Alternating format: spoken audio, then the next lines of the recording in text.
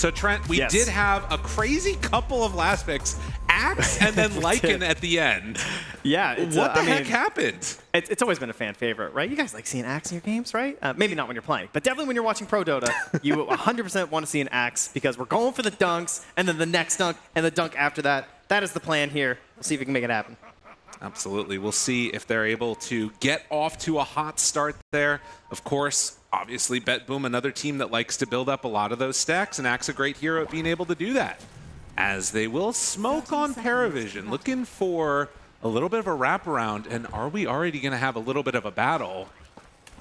Now, they are down there, smoke breaks, and everybody runs away. Perfect. That is the classic at level 1. But there still might be a bit of a battle for this bounty rune. And Lycan is set up on the other side. If they're not quick on it, they might also get a deny on the other bounty. I mean, this is so many heroes bottom. PARIVISION, Yeah. like, it's the ogre, you know? He's not that smart at level 1, but he's good at just standing on that. Absolutely. So it will be a trade-off there. 2 bounty runes apiece. And everybody heading off to their lane. The sniper first picked in response to the Kiyotaka Invoker. That's the mid matchup we get right at the beginning. Yeah, this was the whole idea in terms of they left it out there. They dangled it a little bit here to see if they take the bait. And, well, they took it wholeheartedly and very excitedly on the side of BetBoom. So we'll see who was right. Indeed. And can you deal with the frustration that is a little sniper man punching you in the face over and over again? Always very annoying. You can see Kiyotaka already taking a couple of hits. It's just going to be a lot of this throughout this laning stage here in the mid lane. Yeah, just lots of 1v1 and poking. And the other lanes, I mean, up top here, this is 2 heroes we talked about in the group stage, the Slark and the Lich, as these 2 heroes that were kind of on the come up a little bit here. People searching for the new position 5s with some of the nerfs like Clockwork and Naga Siren, seeing who was still good. And then likewise with Alchemist always being removed, trying to find these other carry heroes. And these 2 have kind of risen up quite a bit. And well, we'll see if they have found some counters to the Slark in this game, because Pure, he's looked really aggressive so far this tournament, and he's well set up for it in this one. Right, and in a lot of ways, you know, you think about that switch up that the panel was talking about. Is Chrysalis going to be playing this bristleback, or do you see some type of a change of him being put over onto, you know, some other more control-oriented hero, whether it's the Bloodseeker, whether you have like a Faceless Void or something like that. But no, they feel like they have enough control, and they're just going to try and powerhouse this down. It's going to be interesting to see if that gamble pays off or not. Yeah, we'll see what DM can make work with the Lycan in its place there. Obviously, top Pure. There he goes. Man, 9 class. Those brambles, you know, gets caught a little bit off guard. Blood grenade just to ensure it. Very well played. Manages to come on in and sneak one away. And, I mean, this is one of the problems with Slark on occasion. This is a hero that does not have a great time in the laning stage. Yeah, but you got a Lich, man. You got to win your lane when you got a Lich. I know. You got to at least survive. Well, has not done that as of yet. Still trading hits with these Wolves. Just, I mean, he comes back into the lane, and he is already at like 250 HP. This is a very annoying lane to deal with, it seems like. And he's also getting denied in his face. Yeah, the wave is just right up in their face as well, so you can assume that they're not going to be getting over to that Lotus pool either. Mid lane, nothing too crazy. Just the shrapnel starting to stack up level 4, so Kiyotaka having to manage the HP pool a little bit here. And meanwhile, down bottom, Miro gets some decent angle, and Save is going to hit onto Ducalis. That is a kill for the Axe. Chrysalis needing to sort of survive through this. The Axe with the body blocks, still chasing him down a bit. That is a crazy Axe set, by the way, in the one spin. Needs another one, will he get it? Pops the stick, Deadshot pushes him back. All right, we wanted early action, we're getting it. A quick coat of blood there added to the Axe is, of course, the permanent scaling. It's always fun when these heroes and save on the Muerta. I mean, you see it already. He has definitely got the shots. Oh, yeah. Able to find those angles. This hero that has had so many different people start to become specialists on him. And again, 9 class, feeling himself, getting these kills with DM. This should not be happening. And in fact, Katomi, he's also just going to get completely bullied here. Yeah, he doesn't have a lot of tools right now. I mean, he runs back in. There's really not an easy way to escape. And in fact, the body blocks coming in from the Wolves. They throw down the Brambles, find him for the head, and Katomi forced away. Chrysalis is in trouble down bottom. He's going to go down. Do not get the deny out. Multiple actions happening. Yeah, they at least get something back down there, getting a kill onto the enemy carry. So at least they're miserable together. Okay. Yeah, that's both carries thoroughly not enjoying themselves in the laning stage. This is the Dota way, yeah, you know? Yeah. Well, it's interesting noting that, like, you know, for both teams, the last pick having high impact already. Oh man, they're just right back on Puro with another Shadow Realm. That's half his life. Yeah. And the root, it comes in. He's forced to back away from this one. This is where your Slark pings your Lich, and it's like, ability Frost Shield not learned, you know? I mean, but I mean, it wouldn't help you that much. Like, it's good versus the Wolves, sure, but these non-stop Shadow Realms not going to be there. Instead, Katomi's got like this attempt to try and control with the gaze, and then hopes of dissuading them by getting the level 2 in the Frost Blast, which is great, but it has not really achieved anything up here. well, and the other thing that I'm thinking about is as this game progresses, Chrysalis can sort of farm back up with stacks. How does Pure get back into this game? I mean, How does he get back into the lane? He's screwed. Like, he's already used Leap, in trouble, gonna have to hide off in the Roche pit, but I think he's just dead again. Pure in trouble. Where are you going, sir? 9 class, 4 kills at this point. Yeah, he is 4-0-0. He's dominating before 6 minutes right now on Dark Willow. I mean, he's got the blink queued. he knows what's up. 9 class is ready to battle. Cooking. That is crazy. Going straight in for the Null Talisman. If this Willow really is able to continue to pop off, he is going to be enough of an answer for these heroes. In the meantime, Ducalis will get called, drops down low. Well, he's an ogre. He's an ogre. Wait a minute, Miero has to back away. They do get that finish. Save, hold low, but not low enough. Yeah, very, very close there for no one. And that's what they need. All right, creating some chaos in the other lanes here, pulling away the supports. Dude, what is happening? There are 8 kills in 6.5 minutes. I think we're getting a little bit of a banger here. I'd say so. That was definitely the most important one so far, though, for Pure, just to get his mental back in this one. Try and recover something in this top lane. Top tower is under attack. 9 class comes back in, 4.5 on the levels. And the 7-minute mark coming up. We need to watch for those wisdom runes, what people decide to do. There's already a bit of a wraparound. I'm not sure if Ogre wants to run for it. But they're starting to pressure Cat over here. Coming in as well, yeah. But 9 class is there. That's going to push him back, so. Okay. Yeah, just a trade-off there. 1 apiece. And there aren't many heroes that can just, like, stand up to the Slark and start punching him at those early levels. But it seems like Lycan is one. He does finally miss a Brambles. We'll get him out of there. Yeah, it is going to be interesting to see when they actually start to like pressure towers and stuff, because Jenkins kind of mentioned it's a kind of a cursed looking lineup here. Right. Like, how do you initiate a fight as PARIVISION other than attacking an objective? Radiant's middle tower is Like, you have Lycan rundown basically is your initiation. I mean, that is a bit of a strange one. Like, I'm with you there. I guess, honestly, Dark Willow and 9 class is going to need to make a lot happen on this hero. Just hit raw Brambles into Terrorize. I mean, no maybe. big deal. I mean, he's pretty good at it. He's been, you know, and also if he's managed to get into that Blink Dagger, that's one way it can work. Turns onto Kiyotaka, stepping forward with the sniper nearby. They bully him away from the rune spawn, but it's Save that gets it down bottom. Not scared of the enemy mid here. Kiyotaka Ghost walking his way back mid, but Oh. he's not going to find any friends or any enemies here because they're busy taking their stacks. Okay. PARIVISION moves in. Gonna hit a hard camp. Miero makes the run over. Can they get some separation? That's all right. Let them go. No one. Yeah, it looks like they will leave him behind. So they move in, kill Ducalis.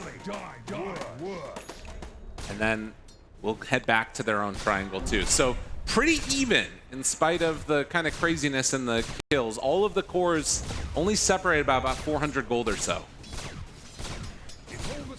Miro also up to 5 stacks of the Code of Blood as well.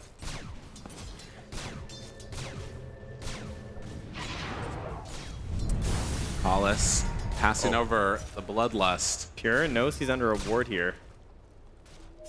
So, of course, the Slark potential coming into play here. See if the sentry from Kataomi can find it. Well, and after like the early salvo of kills, now that some of the levels are coming up, do you think we're still going to see the same level of aggression coming out from PARIVISION? I think aggression towards towers for sure. Once like Helm of the Overlord, try and farm into that. Try and take the tier 1 mid. Like they're on Kiyotaka right now. Looking, moving, yeah, why not? Chrysalis, he's going to get called now. Pulled back into the calling, double rounds of it, dead shot, pushback. Chrysalis in some trouble and dunked. Miro, more than enough, but they get the tower for it. I think it bears repeating that they are just initiating off of Bramble. Yeah. That's not real. He's just hitting Brambles. That's very impressive, because without it, it makes it a lot harder to take these towers seemingly for free.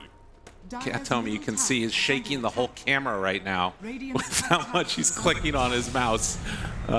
Just a little bit in a scary position because they are taking over this triangle. Well, he knows that Willow started in his lane, so. That's true.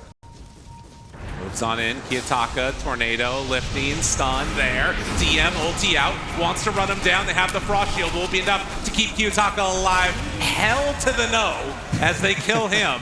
And now immediately run in to finish off this stack. Oh, they can't contest it right now either. Miro, of course, he's so close to the Blink Dagger. This is like the dream. 4 points counter Helix. Teams running into your stacks, but he doesn't have the Blink. He's not there to farm them. That was his Blink they just took. It looks like he'll get the space to farm these Ancients, but it might cost him his tower. I mean, this is the thing, right? It's like you pick this hero that does have, some pretty cool stuff in the lane to deal with Chrysalis, but it takes a while to come online, and, well, you do sort of wonder if you're losing out too much on objectives at this point. So, gets the Blink Dagger done. Will they smoke up and try and make a fight happen? I mean, there has been quite a bit of space for Pure at the very least, too, so, he could maybe try and fish his way on over there. Find part of the engagement. Because when we come back to this idea of their initiation on the side of PARIVISION, they should not be catching a Slark at this point in the game. Right. Even if you manage to hit the Bramble, There's certainly no guarantees happening here. Yeah, it would take some pretty weird stuff happening. Oh, Sentry did spot Kiyotaka there. They see Pure 2, forcing out the Dark Pact, has the stun to follow it up. More stuns, more damage. Pure forced to pop the ulti early. 9 class walks right in, finds Kataomi. He's dead. Can they get any more? Ducalis still chasing. Fearless. Like, he doesn't care. They just run in and battle. Why not? The Blink mid, though. They're on to no one. Looking, hunting. Can they get that kill? No one. Pretty tanky. No, it's not quite enough. They get the kill. Chrysalis is going to walk through the calling. Ducalis still running forward. Miero is getting lower and lower. Gets an amp damage. Taunted, pulled in, but the root is there. 9 class finds his target. Now Kiyotaka also in trouble. A few more hits is all they'll need for this Invoker as he gets stunned. They have detection. PARIVISION, they lose the sniper, but get some big kills. Yeah, no one hits him with the tip right at the end there.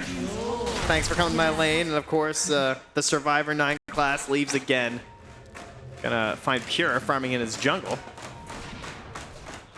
So he'll be able to get out of there. But man, this is a big old Dark Willow, huh? Oh yeah. Can hear the crowd getting into it right now, feeling the love for PARIVISION that are making everything happen. It's not an insurmountable lead, but when you see your cores up like this, it feels pretty good. Oh, there's a desire to keep being aggressive here, though. They still have that Blink on the axe. He still wants to keep going with it. There's Jumps the catch. in, called. Ducalis trying to keep his buddy alive. It's not going to happen. Chrysalis gets taken down. And the counter tip coming. I mean, that's just an overwhelming amount of damage. All right, we got some alt chat. We got a little alt chat, everybody. Watch out now. Just a wee bit XD-ing. Pure going through. He's trying to chase this Dark Willow down. Can they find him on the other side? Ducalis just trying to not move. Hide, hide, hide. And yeah, Willow makes the escape. Ducalis is going to just step away from that area. Pretty wise decision. Pure could maybe try something up here. There's a couple enemies around him, but it's also near the Wisdom Rune. A lot of damage. The Howl Radiant's bottom tower runs is away, under attack. and they can't manage to find him with any brambles or anything. Yeah, I don't think he's going to get aggressive here either. That looks a little bit too scary. Another sentry down. Spots Kitaka moving through. There are sentries all over this Radiant side of the map. What do you think about this choice of going for the Orchid on Slark? Not something that we always end up seeing. I think the idea of trying to play with the axe, it makes the most sense. But yeah, definitely more of a Mage Slayer hero when you think of the Oblivion staff lately on these Slarks. But there's not, we hear the panel talk a lot during the draft, it is a lot of physical damage Right. on side of PARIVISION. Like Mage Slayer isn't really going to help you that much. It is really cool versus Bristle, obviously, because it does work versus the Ags and everything, but it's a little bit more situational for that to function. The Ags is more just like, hey, get on top of them and kill them. Especially if you can get that streak off of 9 class, that'll make the purchase worth it. Oh, yeah. No, definitely. That can sort of set your whole game up for success right there.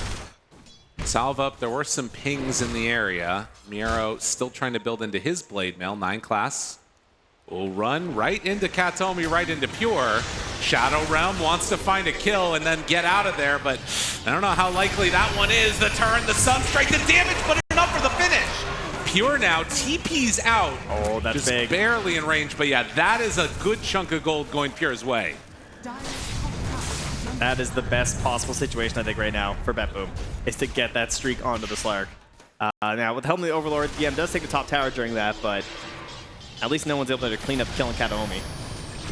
Man, that was very close to getting the Terrorize off, which probably would have kept him alive, but obviously can't do that in the midst of everything. So too much damage too quickly out from the Slark. Now, the question is, can he chain it again here with this Orchid, now that it's already delivered here?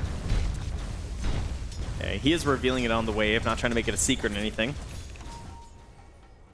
Ooh, an Aghanim Scepter done. Radiant's middle Chrysalis tower is under starting to get online underneath a ward here. They see many members of PARIVISION together and setting up for what looks like could be a smoke, or they just hold their ground, honestly. Farming up here is pretty nice for them. No one takes the farm away from 9 class. Yeah, on the one hand, it would be kind of nice to try and make some plays with your axe, obviously, but it kind of feels like he needs the Blade Mail. He's not super confident that they have the damage to go in and make these plays, so not the most exciting Blink reveal so far in this one. Had to kind of slow the game down a little bit, but now he's up for it again with the Blade Mail and with help of the damage here from Pierce the Veil. They would love to catch no one. But Ducalis staying very close to his buddy, wanting to make sure that sniper does not get taken down easily. And 9 class, smoke breaks, immediately wanting to run away. Terrorize, already used, no, they break it, he's gone. Chrysalis now also in no man's land, feared, in trouble, Chrysalis dead! Oh, it's falling apart very quickly for PARIVISION. They get the tornado lift up, but they're gonna buy back now in 9 class. They need some help for no one, but it's not gonna be there. Oh, the buyback, might be Do a they have dieback. anything at all? Maybe a chance. They already used the Terrorize save now, taking some damage, and does not. Oh, and they get him! The root! Pure goes down! The buyback from 9 class, exactly what they needed. Oh man, I was so worried for him. He comes in there as no one's dying, and he still manages to turn that into a kill. Nice aggressive play here from BetBoom, though, catching 9 class huge at the start of that. You saw the value of the Blade Mail right away. Oh, yeah. Getting the catch into the kill and opening up that space for Pure to just take down Chrysalis. Well, and the thing, too, for this is we keep on talking about, like, how the Slark shouldn't be dying at this point. It's because they don't have answers on the side of PARIVISION.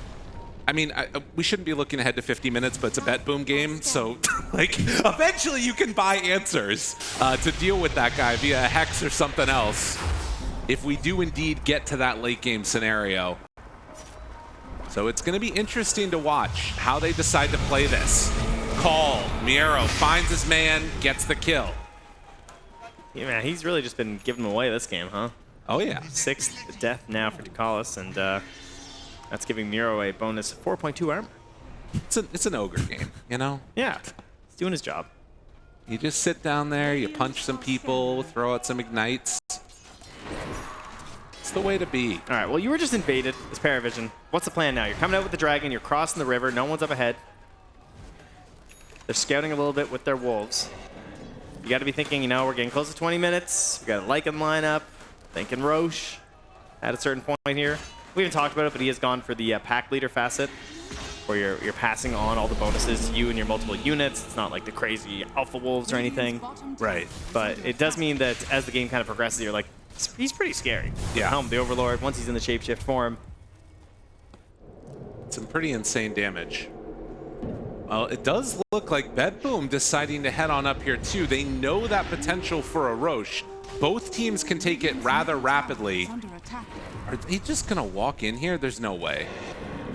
Yeah, they gotta play that a little bit safer. Kiyotaka walking forward under vision. They see him immediately stunned out, terrorized. The tornado tries to keep him alive, but Chrysalis on top of that invoker, he manages to get out. The Manta walk away. And now they're in a little bit far, and DM, he's getting caught there. Chain Frost bouncing between him and his units, separates from the side. Pure hits a good connection on that leap and save. TP's out, barely gets away. Everybody out? We're just bailing out? Can they Roche though? I mean, there's still so much vision left here, and they've actually burned so many sentries in the fight. They've only got, one left on Ducalis, so heading to the Roche pit could be troublesome. It's going to be down bottom now. Okay. Something else to consider. Yeah, he's going for the summer home. And BetBoom smoking up here, looking to get a bit aggressive. Interesting. I mean, they are pinging. They have an amp damage on Kiyotaka. And maybe a chance to find a good kill here onto Chrysalis. I mean, take down the tower. They know they're close because the Tormentor. Right. Miro looking, hunting. Call is there. Can they keep his buddy alive? In trouble. Push back in. Dead. They need a save. There is no answer to that call coming from Miro. Tornado lift up. Pure hitting the big creep. Manages to find a dead shot onto 9 class. They won't take down the Ancient Thunderhide, but I mean, right now, if you get called, you are dead. I mean, you can see why Axe has been not super popular because we do have a lot of popular heroes that could save in those situations, but they're not here in this game. Right. They don't really have a great choice. You can buy a Wind Waker. Like, that's where we're at, right? Pretty much. Like an Aeon Disc Bristle, that ain't happening. And they actually haven't gotten rid of that ward yet either. That was dropped for the initial jump. The other thing is that it's like the call, which is 3 seconds long, and then afterwards you have the follow-up dead shot. So it's like 5 seconds of Bristleback not getting active with his passive. That's really rough. All right, well. Time to smoke up again here. Lots of smokes in the last 5 minutes. As they already had great vision up top from BetBoom, now they're getting some wards surrounding the Radiant Roche pit. See if they can find anybody for the pick, or if they're just going to walk right on into the pit. And you can see 9 class is very close to that Blink Dagger. He's going to head on in now and try and take it down, the hard camp, and then secure it before this next fight, potentially. Yeah, it is on its way here. The buyback did send him back, even though it was successful for his team. Out quick. They're under, there's a ward there. Well, they have more sentries down, though. The sentries have been key to slowing down Kiyotaka. Right now, not a lot of vision laid out. They did see them run down here, but they won't be able to get it here in time. Depending on the jump, though, you might still just go for this. BetBoom. They don't like it. It has been kind of their MO a little bit, right? They don't want to take fights that could potentially be bad. Just sort of opting to take the safest play possible. Save's going to find 9 class here. Atos, Oh my god, really? Yeah. Wow. I mean, it is 3 points into the Exort now. We're starting to build up a little bit of damage there to help. And of course, we know Muerta's got that. I mean, Muerta's looking pretty scary. The combination of being like an answer to solo kill the other supports and then also being able to ensure Bristleback kills, it's a scary hero. But Chrysalis does have the Aegis now. Oh, are they going to bring numbers? Oh man, he is.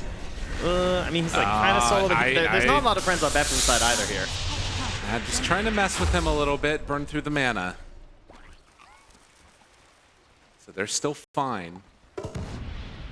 I want to see what PARIVISION do with this. Like, with this Aegis, it feels like you need to take some type of control of this game because they've just been losing Chrysalis over and over again to the one combo. And now, finally, they have a way to, you know, keep him alive after he dies.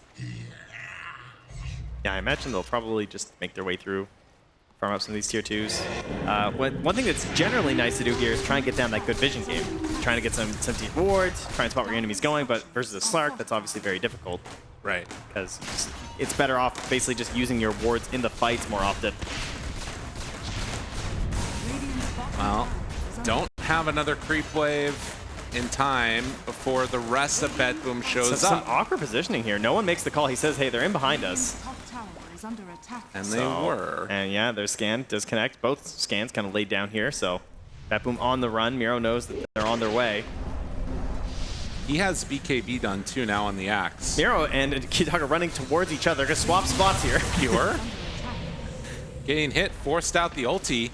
Now Miro, he does have that BKB, and he's just going to BKB TP out. So wise decision, gets him out of trouble. A lot of running around as a group right now for PARIVISION. Oh yeah. And not getting much for it. I mean, yeah, you can see, like, with this Aegis, it's, what, 3,000 gold now has been gained by BetBoom because PARIVISION are sticking together so closely. And if you get a tier 2 tower out of this, too, I mean, my goodness. They're forcing the glyph, and they're going to make a decision here. Kiyotaka's just split pushing up top. Oh, this is not feeling great. Miro's happy to just farm Ancients right now. And I don't think they plan on leaving bottom. Again, the difficulties of killing Pure are still very real. So he is not scared to push this tower. And that's going to force their hand. They just have to hit this mid tier 2. I mean, this is really the only option that you had. Maybe they can find a pickoff up top. 9 class is looking for Kiyotaka here. Oh, blinks right over him. Go where they least suspect, down the lane. Interesting. So tier 2 tower for tier 2 tower ends up being the exchange. Bottom for mid. Radiant's bottom tower is under attack. Kiyotaka's going to pass right by Chrysalis up top here with the Ghost Walk as well. Okay. Radiant Scan confirming that yes, that indeed was Ghost Walk. Not sure what we're going to do about it, but is under attack. Yeah. It's just a little bit of a tough window in the game, I feel like, right now for PARIVISION. Even though they have that Aegis, they just do not feel confident separating. But you wait till that next item timing. You've got AC now done on Lycan. And you can see if Pure ever feels like at all unsafe, he just pops immediately ulti and then runs away. yeah, and he's almost into a BKB if that's what he wants to go for. I don't even think there's that much pressure for one this game. I can understand if he went something else, but it is the nice, you know, emergency button. Oh, yeah. I mean, that really makes him invincible at that point. So 27-minute mark. As Aegis is going to expire, how do BetBoom want to respond to this? A smoke-up play could be an option for them. They could also play it a little bit safe, keep farming. Yeah, I think they're just chilling. Yeah. No worries right now. Finally going to grab the Tormentor. Easy, taking that one down. Oh, geez, it just keeps going down. I know. The old power play.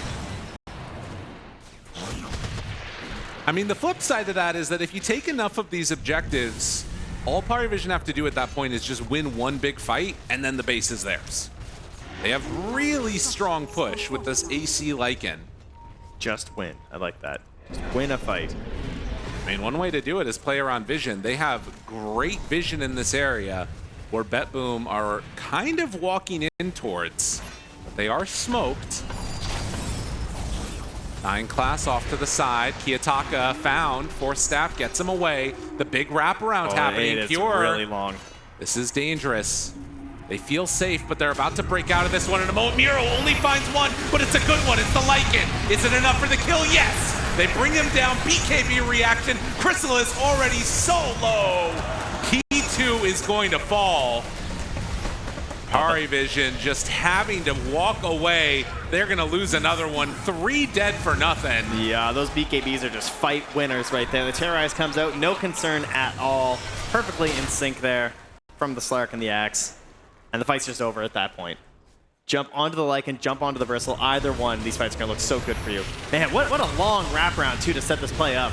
Oh, yeah. They were, so, like, again, they're just sitting under vision from PARIVISION. They have an idea, but you have this safety net there of the Slark to just know, like, okay, can they see me? Are we good here?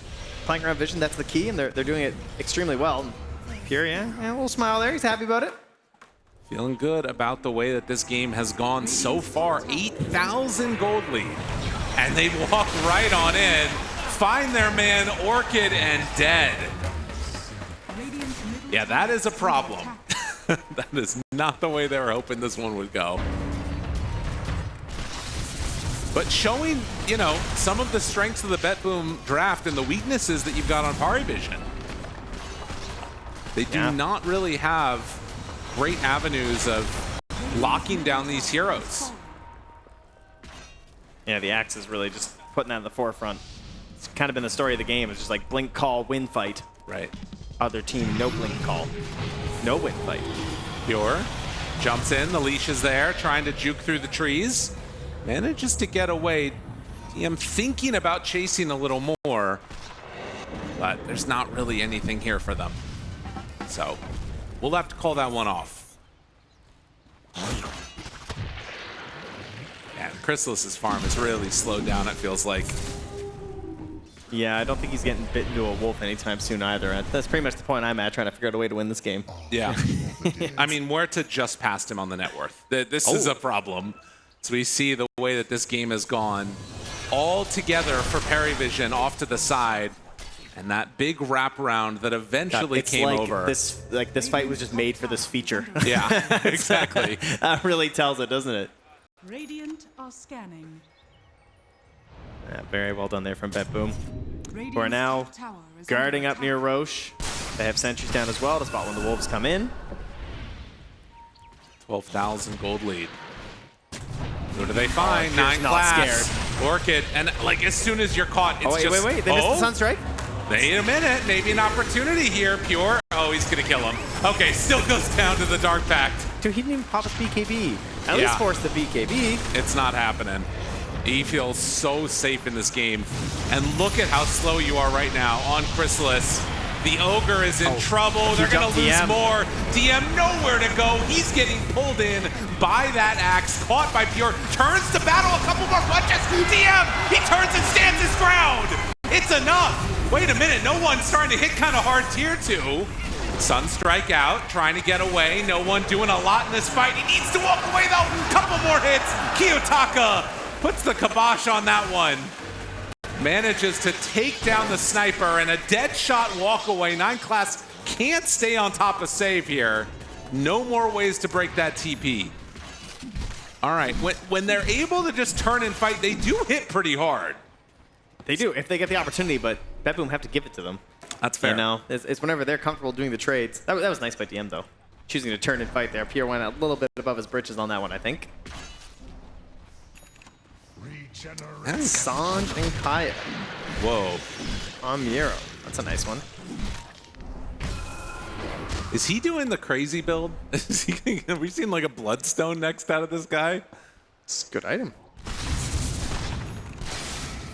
We are seeing a scythe. The lockdown continues for BetBoom. Yeah, that's a problem.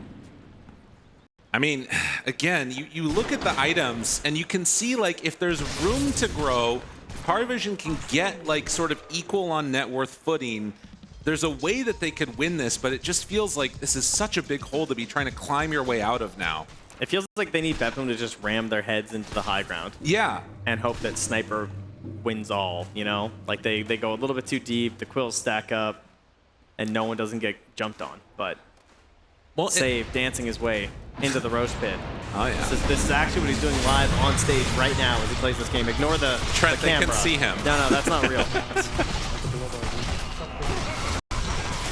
So that is going to be Roche going down. Aegis, somebody's got to take it. They give it to Pure.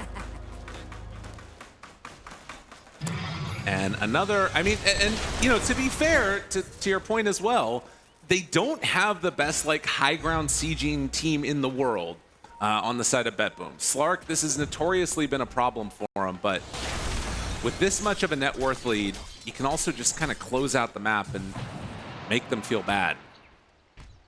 Yeah, and with their advantage on catch, you just try and snag somebody outside of the base as well here with this axe.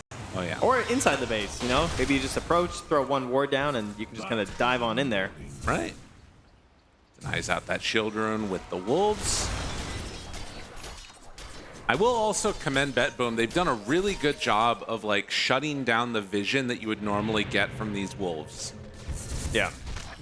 Yeah, they've caught a lot of them. Uh-oh. This could be a problem. Chrysalis running away. Kiyotaka. Ooh, finding one. The Hex is there. Still a little ways away for the rest of them. Pure moving in. Silver Edge. Got him caught. He's in some trouble. And the dead shot. Good damage out. Chrysalis is still going to eventually fall here. There's the catch. Outpost secured as well from Kataomi, so really choking at that right now.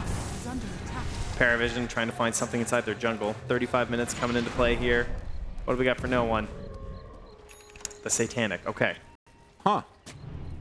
I mean, Bloodlust Satanic is sick. Does not have a ton of damage, though. This feels to me like, as no one, you're thinking, okay, next item Rapier. Like, you've got at least the lifesteal that you need, but he's got Sanjin Yasha queued up. We'll see what he decides to go for. Might need to win a few more fights before that one comes into play. That's fair. All right, the ward here. Miro tries to take it down quickly with his gem, but driven off by 9 class. Didn't quite manage there to catch him with the brambles. Still 2.5 minutes left on this Aegis now. Pump faking the terrorize. He's ready if they come for that ward. Okay, until he blinked to the high ground. He was ready until then.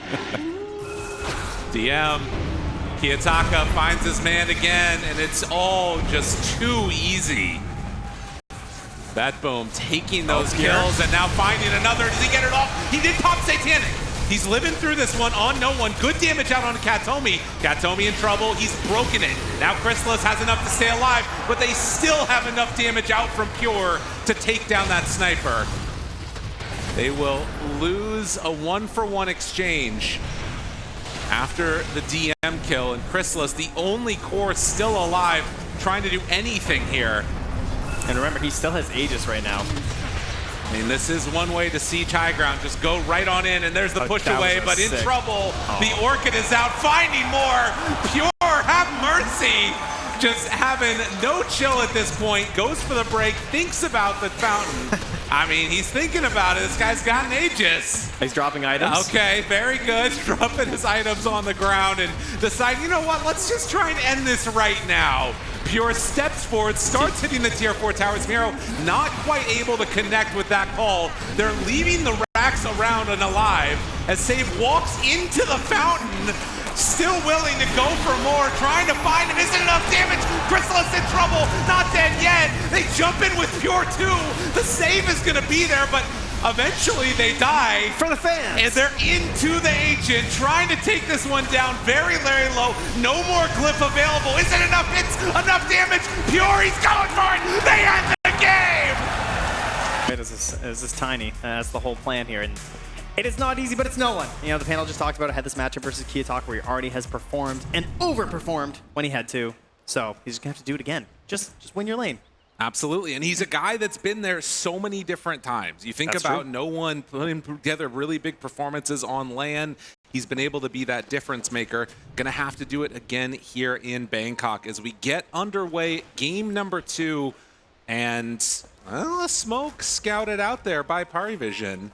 Don't know if that one is going to result in any kills early on here, but of course, the Nauk would love to get out for some bounty runes. 30 seconds to battle. Very deep in here. It's the Radiant squad right now.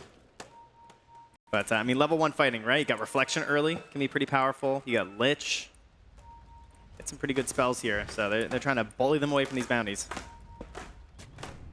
Kiyotaka underneath his tower. Oh, doesn't get an obs. Thought he had one there. Yeah, nothing gained. And Katomi, oh, it's pretty hard to walk up that hill. So as you can see, the vision game really out and securing that it is going to be just 2 bounty runes apiece here in this one. And right away up top, they're going to start pressuring onto Pure as it comes here with the wave. So this is the this is how you start a lane versus Alk, right? Make him sad.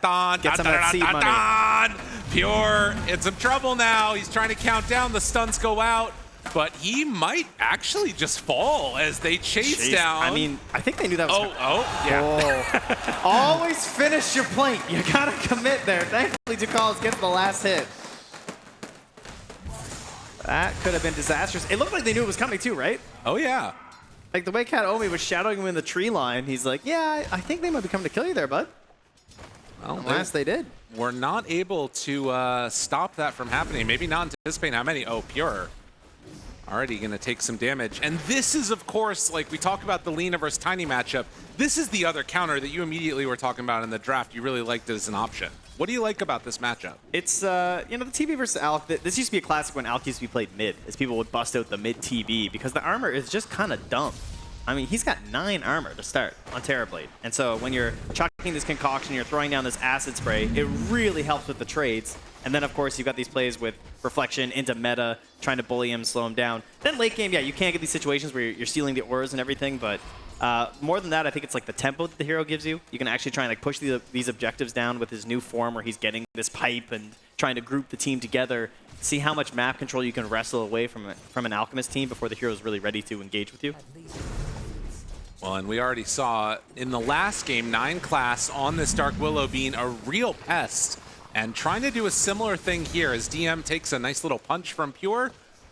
And I mean, also we saw on the Slark just immediately going into that Orchid and trying to find kills on 9 class after the laning stage happened. We'll have to see how they decide to play it.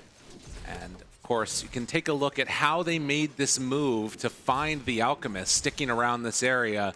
And he just was not ready for them to stay tuned. Goes on in, finds the kill. Nice dodge behind the tree there as well from Pure. So mid lane, can see still having an okay time on no one. Yeah, he's doing his thing. I mean, obviously you have some pretty decent right clicks here with your tree. So coming into the tower is not the worst thing, but he is level 3 now, Kiyotaka. So you're going to get zapped. But this is a survival of the lane. That is the plan here for no one.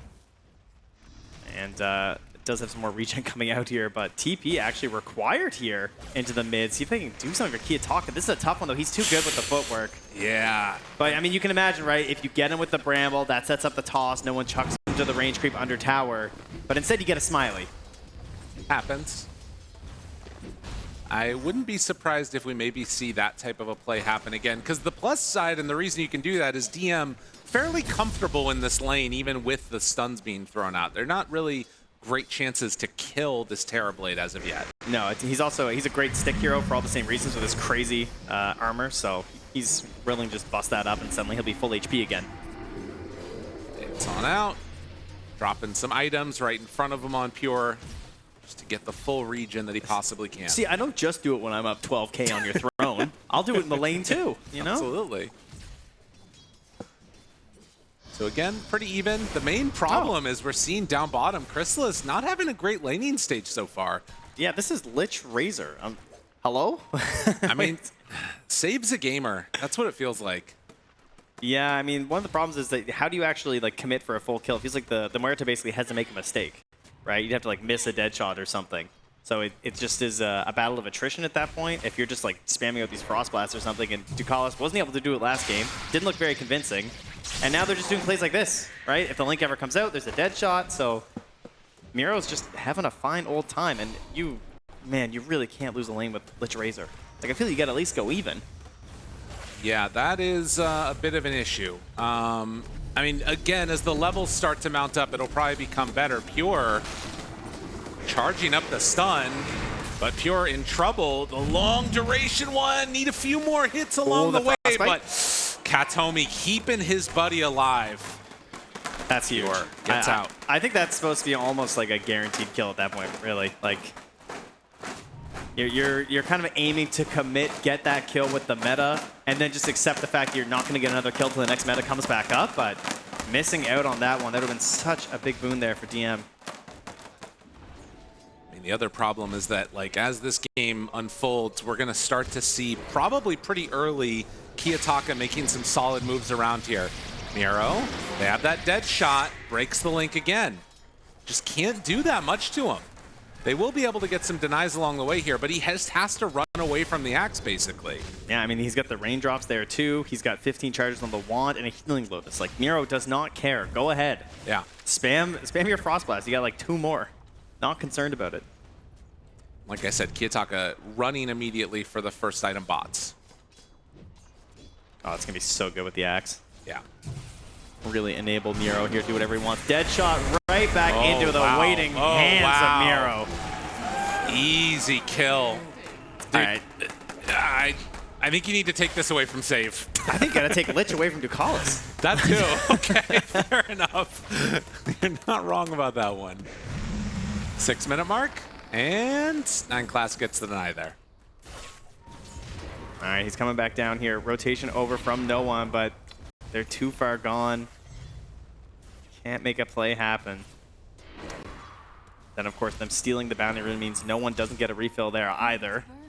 So just a sad tiny and a sad bottom lane here. Trent, it's 6 minutes. It's a 3,000 gold lead.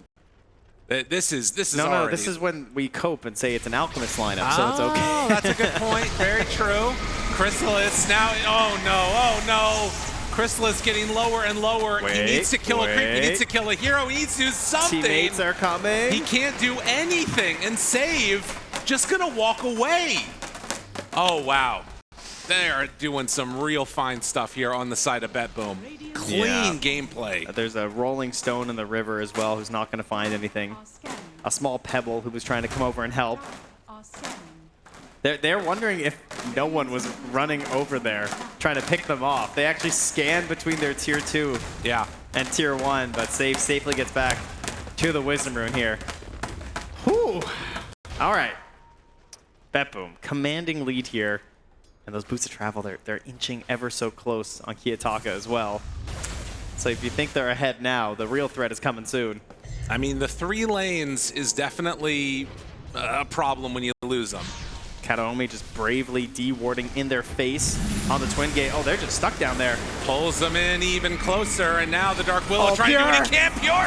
He shows up, finds them both! Oh, that one really, really hurt. No one does manage to get a return kill at the very least on the Kataomi.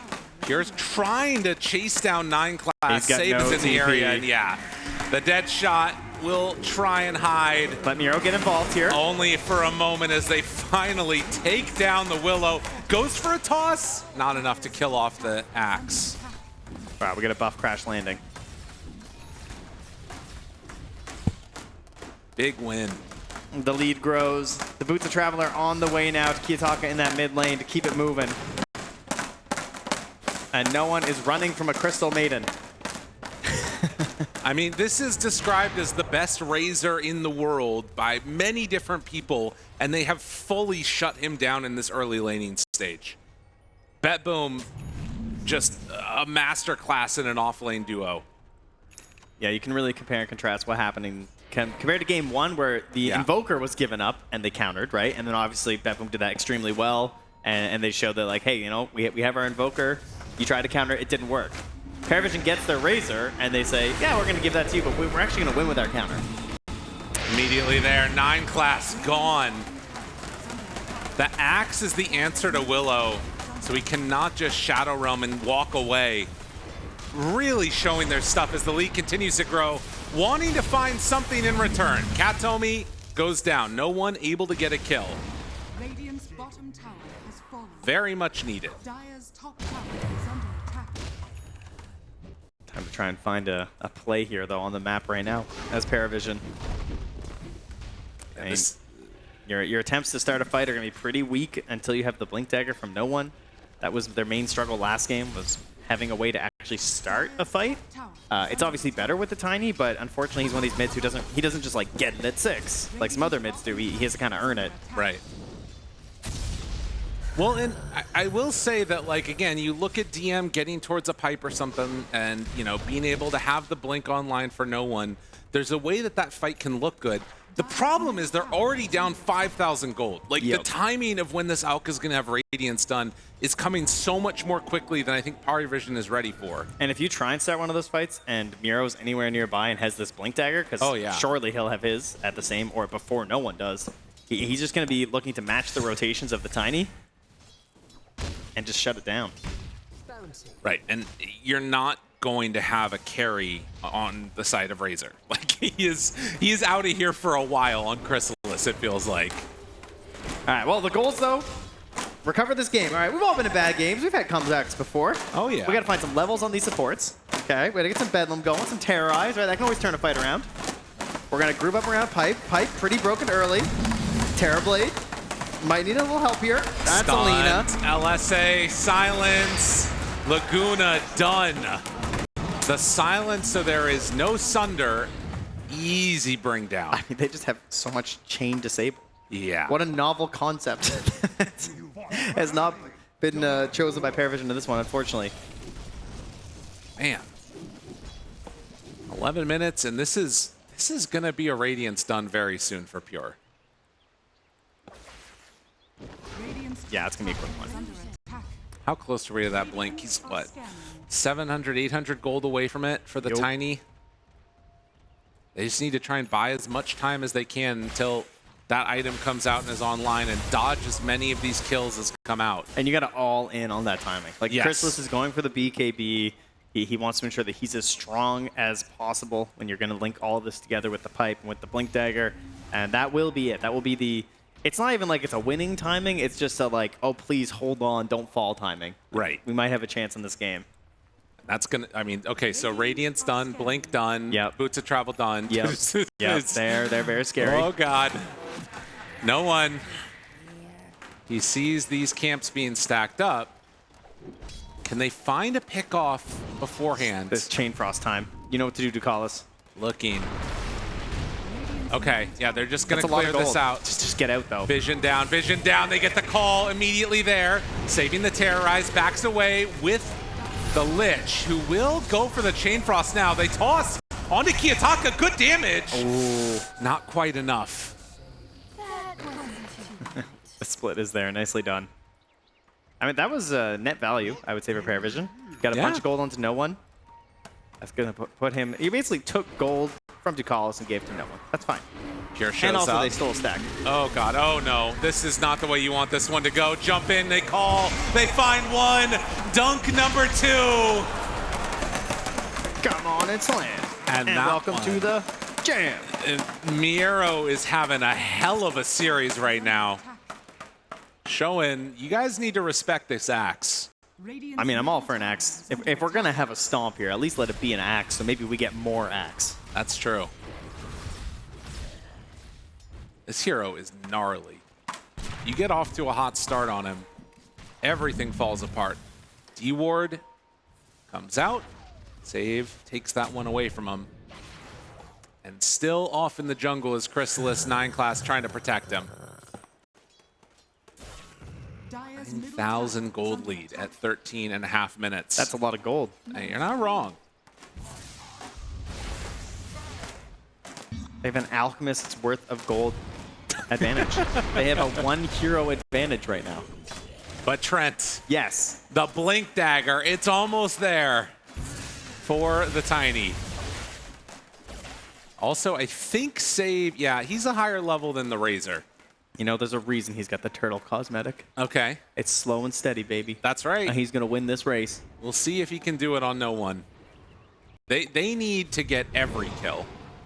All of the kills need to come his direction. Because it is starting to get out of control. The pipe is only 500 gold away. No one is going to show the blink mid. He's not scared. He's going to let him know that it's there. Yeah, hoping that'll hold them back so that DM can just farm his pipe. I mean, I guess, yeah, that's the problem. You can't even really run with it right now on Tiny because you need to fight with your BKB Razor and your pipe on Terrorblade. He can try and defend his territory, but yeah, I don't think you're making any fun excursions here. Right. Save almost has 4 staff underneath this vision. So what's Pure gonna have? Because he's got a Manta done in 400 gold. There's an Ags done for the Lina. That is true. The bigger they are, the harder they fall. Yeah. Yeah. Yeah, maybe. There's a chance. Which I mean, that that would is be true. really good with Crash Landing. You know, they will have reflection for a couple of these heroes. It's a lot of spell damage, which doesn't really, you know, care about the reflection. Okay, no one thinking about it. I mean, that's a big hero. If they could get him, they jump in. The silence. No, the calling! It was already there. The pipe is delivered. Still good damage out onto Miero, but not enough for the kill. Chain Frost bouncing around back and forth. They get the dunk onto 9 class and everything falling apart here for the side of PARIVISION. They drop down a ward. Get good call. Miero. Wait, have they gone too far? An opportunity. Ava, no! Another dead shot with the toss. That's enough. They take down Pure and now look for more. Oh, they weren't happy with it. Don't call them out yet. PARIVISION still have something to say. Just keeping him alive was such a big win there. But they get a bit greedy. They want to push their advantage even further. Oh, stealing. Radiant's middle tower. All right, that was a 3K XP swing going their way towards PARIVISION, as well as about 3K gold. I mean, you needed every little bit of this. It was right here. It's like, should we back? It's like, no. Surely we got this. Pure had no ulti for this whole fight, so he was just like slowly ticking down in terms of HP. Do you remember at the start of the fight, they used the calling, they used the frozen field, like everything just got dumped right at the start of that one. So also, nothing left for fight 2. Like, Save individually just trying to like keep his team alive that are running in. He almost salvaged that with that dead shot on the Tiny with the toss back, but it wasn't quite enough to slow down the action, and they're ready to go again. I mean, this is the other nice part about this lineup, right? You can just keep going. Radiant are scanning. We'll see. Dare to dream. Radiant scanning, hoping to find that out. He's going to show in a minute. I mean, they're following the dragons. That this could work. He should have trained those dragons not to follow him. Pure jumps in. Ava toss back onto him immediately. The fear is there. He did get ulti off. Not going to matter. Okay, are they going to bring anyone else? Miero, he's backing away.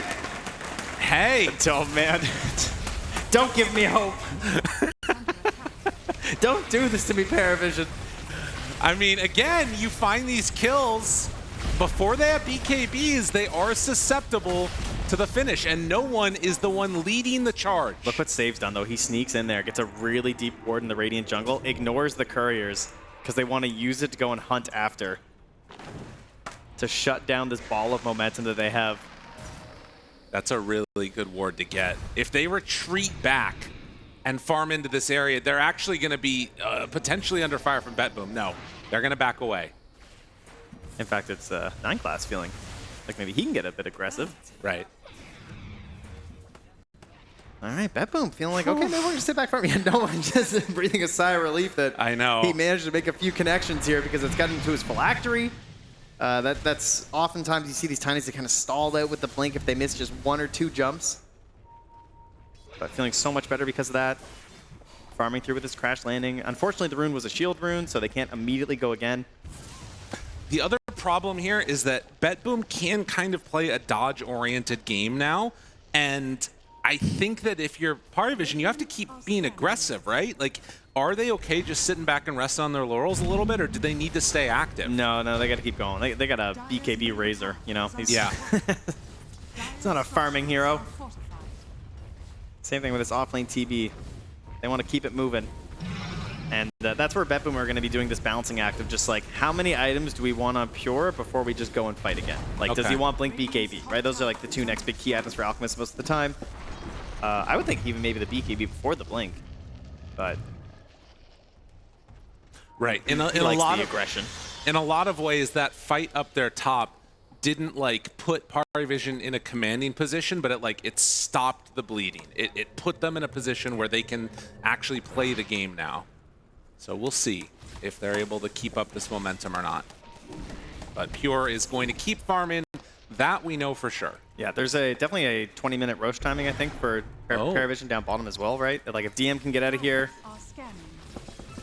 try and go for the Roche after. That would be ideal. Get that onto probably Crystallis.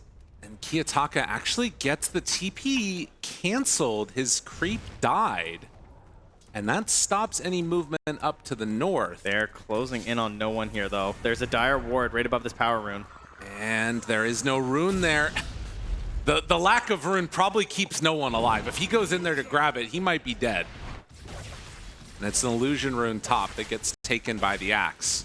So as you said, 20-minute mark. Yeah, they're going to go for the Tormentor first. They already got DM shard. Well, that's one down. This one maybe hoping for Ducalis to make some sweet Ice Spire plays on these solo picks. It'll be 9 class, though. I mean, he's been good with the Brambles. Now he'll have the Cursed Crown Brambles to go with it. Yeah, with his no points in Cursed Crown. It's very good. Yeah, it's going to work really nicely. All right, he'll get it in a second here, surely. Ta-da! Wow, what timing, this guy. Oh my goodness. Those are bots too. Whoa! No more creeps dying. Yeah. That's excessive. That's got to be one of the fastest bots too that we've got like on almost any hero, I feel like. Yeah, 10 minutes faster than average. He is a one-dimensional playstyle scam, and he's basically just Invoker Sunstrike. Yeah. Right? Like, he just wants to make it so that Miro can play his hero, because he has 2 jump heroes. He has Blink Call from the Axe and Blink Concoction from the Alchemist, so he just needs to be there. And that's what Boots of Travel 2 are going to do.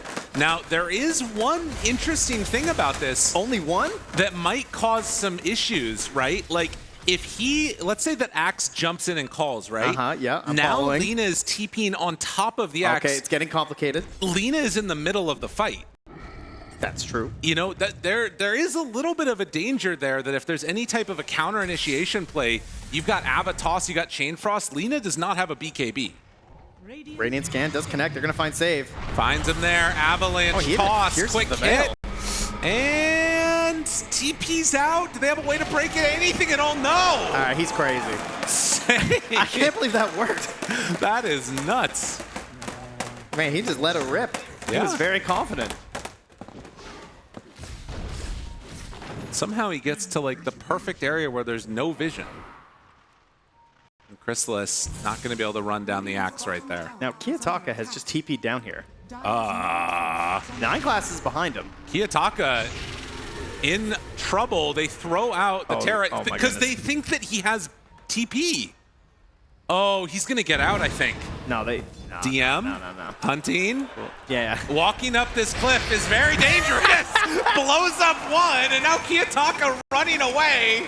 Dude, is he oh my god, the double kill! Don't go in there! Who else wants some? Who else wants some? He gets out! Oh my god! Look at that smile. A little puckish grin. No one does kill Katomi. Gives a high five to the crowd. In the meantime, Miro able to jump onto no one. Pure right there too. The last couple of minutes, it's sort of falling apart. PARIVISION, they're gonna lose their tiny. Wait, the Sunder though? Looking, hunting, saving. Oh, needed. Back up here as well from Crystallis, still under a ward. Pure, he's not done with them. They decide to go back in. Pure, they have a link already onto the illusion, trying to do what damage they can. No one trying to survive. Here comes Save Lina. is there, off to the side. Lina moving in. A couple hits is all they would need, and no one for a second time. Gets close to death. This time he's out of there. Oh, they have to fight. Crystallis, he pops the BKB, but look at the TP away. It's so fast with the bots too. He just gets out of there. Crystallis turns onto Miro, and Miro also manages to escape. We gotta nerf the TPs. They're too powerful. Where are the stuns? They don't got anything to deal with this. BetBoom, perfect reactions here. Here I was thinking that because, you don't get any stats with bots too, but it's still survivability. And these Dragon Slaves, by the way, with the Shard are just disgusting. He gets hit by 2 Dragon Slaves on poor 9 class for something like 1,200 damage. That was absolutely disgusting. And then, of course, no way to get out of there. And the bots, too, just mean that there's no chance for a kill. Well, next up will be the BKB as well, as if the TPs weren't annoying enough. And they don't have an answer for that, Gabe. They got nothing. Other than just raw damage. A tough situation to deal with. 8-14. And Roche still up if they wanted to go for it. Ducalis. Does Kiyotaka find him? It is still on cooldown, so he'll survive. All right, the SNYs are coming out here. Chrysalis has got one. DM's got one. Trying to tank up, see if they can survive some of this onslaught of Kiyotaka. Perhaps even just dodge the swift executioner's axe of Miro. I mean, again, I'm just thinking about that play bottom. And, like, the fact that Kiyotaka bots is into a dangerous area on the verge of getting caught and killed, and then Sten turns it around for 2 kills, that's such a momentum changer in this game.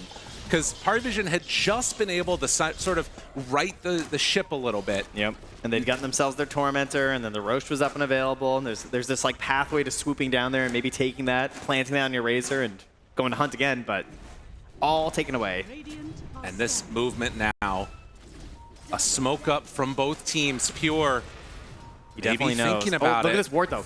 Jumps. Ava, toss, back, Knut, right away onto Miro. He throws out the call, not good enough. No one is dead. Miro might be falling too, but he's invis getting out of there. Just barely surviving, and Chrysalis cannot stand against all of the magic damage coming from the Fire Lady. Kiyotaka and Pure combo together for a huge win. It's like they made Amplify Damage rune for this hero. What a time to have it for Kiyotaka coming to that fight. Oh, disgusting. Made it super simple there. Just a turret in the middle of the engagement. Firing away the damage. Look at that. That's a lot. Oh, now the closeout gem being purchased here from Kataomi.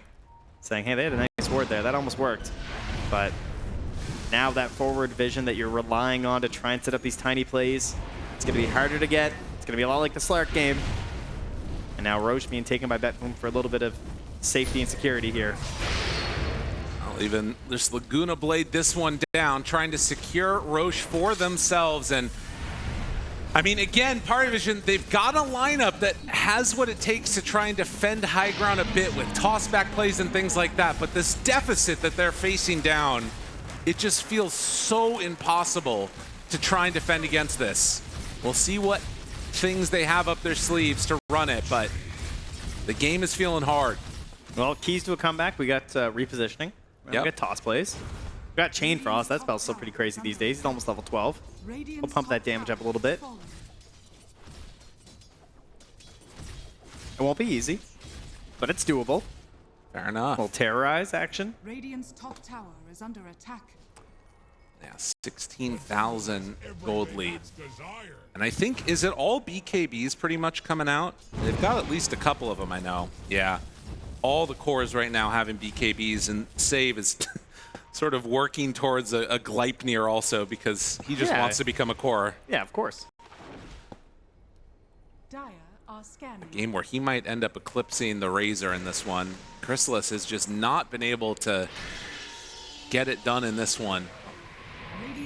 Ever since that beginning of the laning phase. Collis checking for a Wisdom Rune, but that one already taken away. You're farming up while stacking, clearing through those camps as quickly as possible. Yeah, really no rush here. Obviously, they can just farm up while the rest are hunting with the axe. Oh.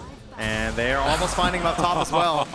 Oh, their boots are traveling into Chrysalis at the same time. The Chrysalis pops the BKB, turns. Kiyotaka, do they have enough? Wait a minute, Avatos, but the Force Staff, that gets her away. And now the turn, the hit. Well, the sisters next to each other, Laguna Blade and Freezing Field. Now Chrysalis wants to get out, but the Atos is there. They will find the Razor, lose Kataomi. Kiyotaka low, but not low enough. They need a few more hits. Try. LSA, a hit from down high, but it's only into the Aegis. He's coming in. And they jump, they find, they control, they kill. 4 dead for absolutely nothing. Sorry, CM, but just worthless support heroes. Okay, that's fine. 20,000 gold lead. Radiant's bottom tower. That's the walls closing in. If you can hear the crowd right there, that's what it feels like right now for PARIVISION. Kiyotaka finds the target. Laguna Blade, Sunder, runs away. Kiyotaka not even a little concerned about that one, though. Radiant's middle tower. Well, they got the Aegis outside of the base. That's true. That fight, unfortunately, took place when there was like 500 gold until no one's BKB. And he's getting back towards it now. Again, another like 500 gold or so. So maybe that gives you hope, but they are dealing with the Axe Call, so the BKB is not going to be total safety or anything. Are fortified. But maybe it helps them get one of these scoop plays and send that Lina out of position. I mean, this is the problem, is that like you're just all-inning on one of these targets, and I feel like they don't have enough damage to kill BetBoom. Here's the play, all right? Blink Tell me. Dagger's done for Tukalis. The Okay. Torment, they're waiting for the Tormentor. Okay. It's going to pop back up. Tukalis gets shard. Yeah, there He's you got go. Max Sinister Gaze. That seems to be the plan. Unfortunately, the Tormentor's not quite ready yet. They do also have the BKB done on Tiny. So like you're saying, the follow-up of, you know, being able to jump with the Tiny to start the fight, and then afterwards, like, go immediately in with the Lich Chain Frost does sound nice. They need this on Lich. Yeah. Just help him out here. Yeah, no one would probably be the worst if they got it on him. Hey, Tukalis all got it. right. Time for some Icepire plays. It's going to be a tough one. I can only assume that after the laning stage, this is his bread and butter on the Lich. Right. Yeah. Absolutely. This is what he's been working on. So 31 minutes, and obviously with Aegis down, they still have 3.5 until Roche is even capable of respawning. Is that a Kaya? I think I saw done on somebody too. I think it was Axe. I think Miro's got another Kaya done. Oh, yeah. Oh, maybe. Yeah, he's hitting big. Yep. And Lina also going for Oh, Pure. He wanted it. Miro didn't go. That's an illusion. the call. Pops the BKB. Pure onto Chrysalis right at the start. Fuel Scepter afterwards. They have the turnaround. Pure taking a lot of damage with the BKB running down low. They will not go for any more there. And Chrysalis held his BKB that entire time. Yeah, no Eye of the Storm to go, though. Now an overwhelming blink here for Pure. Jeez. That's a tanky Alk. Maybe a chance to take a fight now. With no BKB on Axe or the Alk, it feels like this is the type of play that you want to find. No one. So close to save. But they couldn't find Hastrone. him. The scan connected. That makes them know that they're in this area. No one's still hunting, and he blinks the wrong direction. They're still underneath that tower. Bailing on out here. They And do see BetBoom. Kataomi moving on top of one of their wards. They actually see him place that as well, so... Dire's middle tower. Oh, a little bit off there, unfortunately. And one of these moments, too, where this is just a testament to BetBoom and how good this team is at making sure that they don't give up that extra kill, right? That was a moment where things maybe could have gotten a little bit scary, but they play it safe, retreat back, dodge the danger.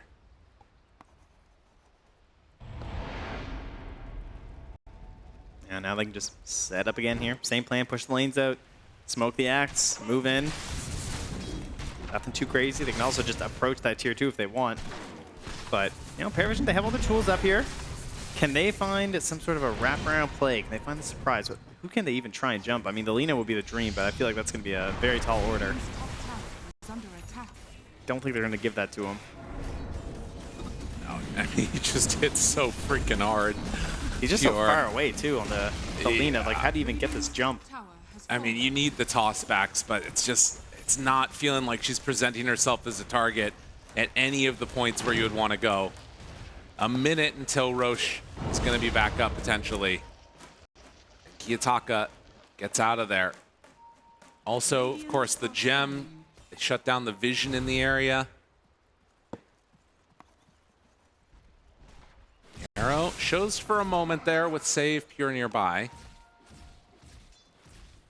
Again, it's like all of these moments you feel like you kind of want to smoke and get something Tukalis, done. he does. He wants to smoke and hunt the Lina. He's circling where she is. He's making the call. had the ward on the lane as well, so they kind of have an idea of which direction he's farming. And he's got that blink gaze. I don't know if there's a safer place to farm these.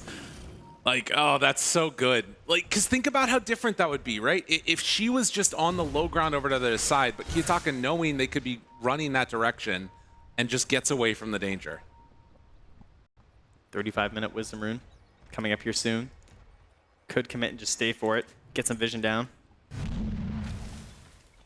And for kind of have BetBoom, to at this point. BetBoom is just all about that Roche. They're going to stay up there on the top side of the map. They'll get their Tormentor. That's a nice one. That's something. You need to get something here. No doubt about it. And a minute is the timer for Roche. As they head on in. Quick take. Easy peasy. Chrysalis going to get the shard for himself. That one's kind of nice for like these couple of moments when, you know, he's been chasing Miro or Lina. Yeah, or Pure too, actually. He's been close. Yeah. Like he barely got out in that mid fight. Oh, and Pure is actually going to buy Aghanims next. That's cool.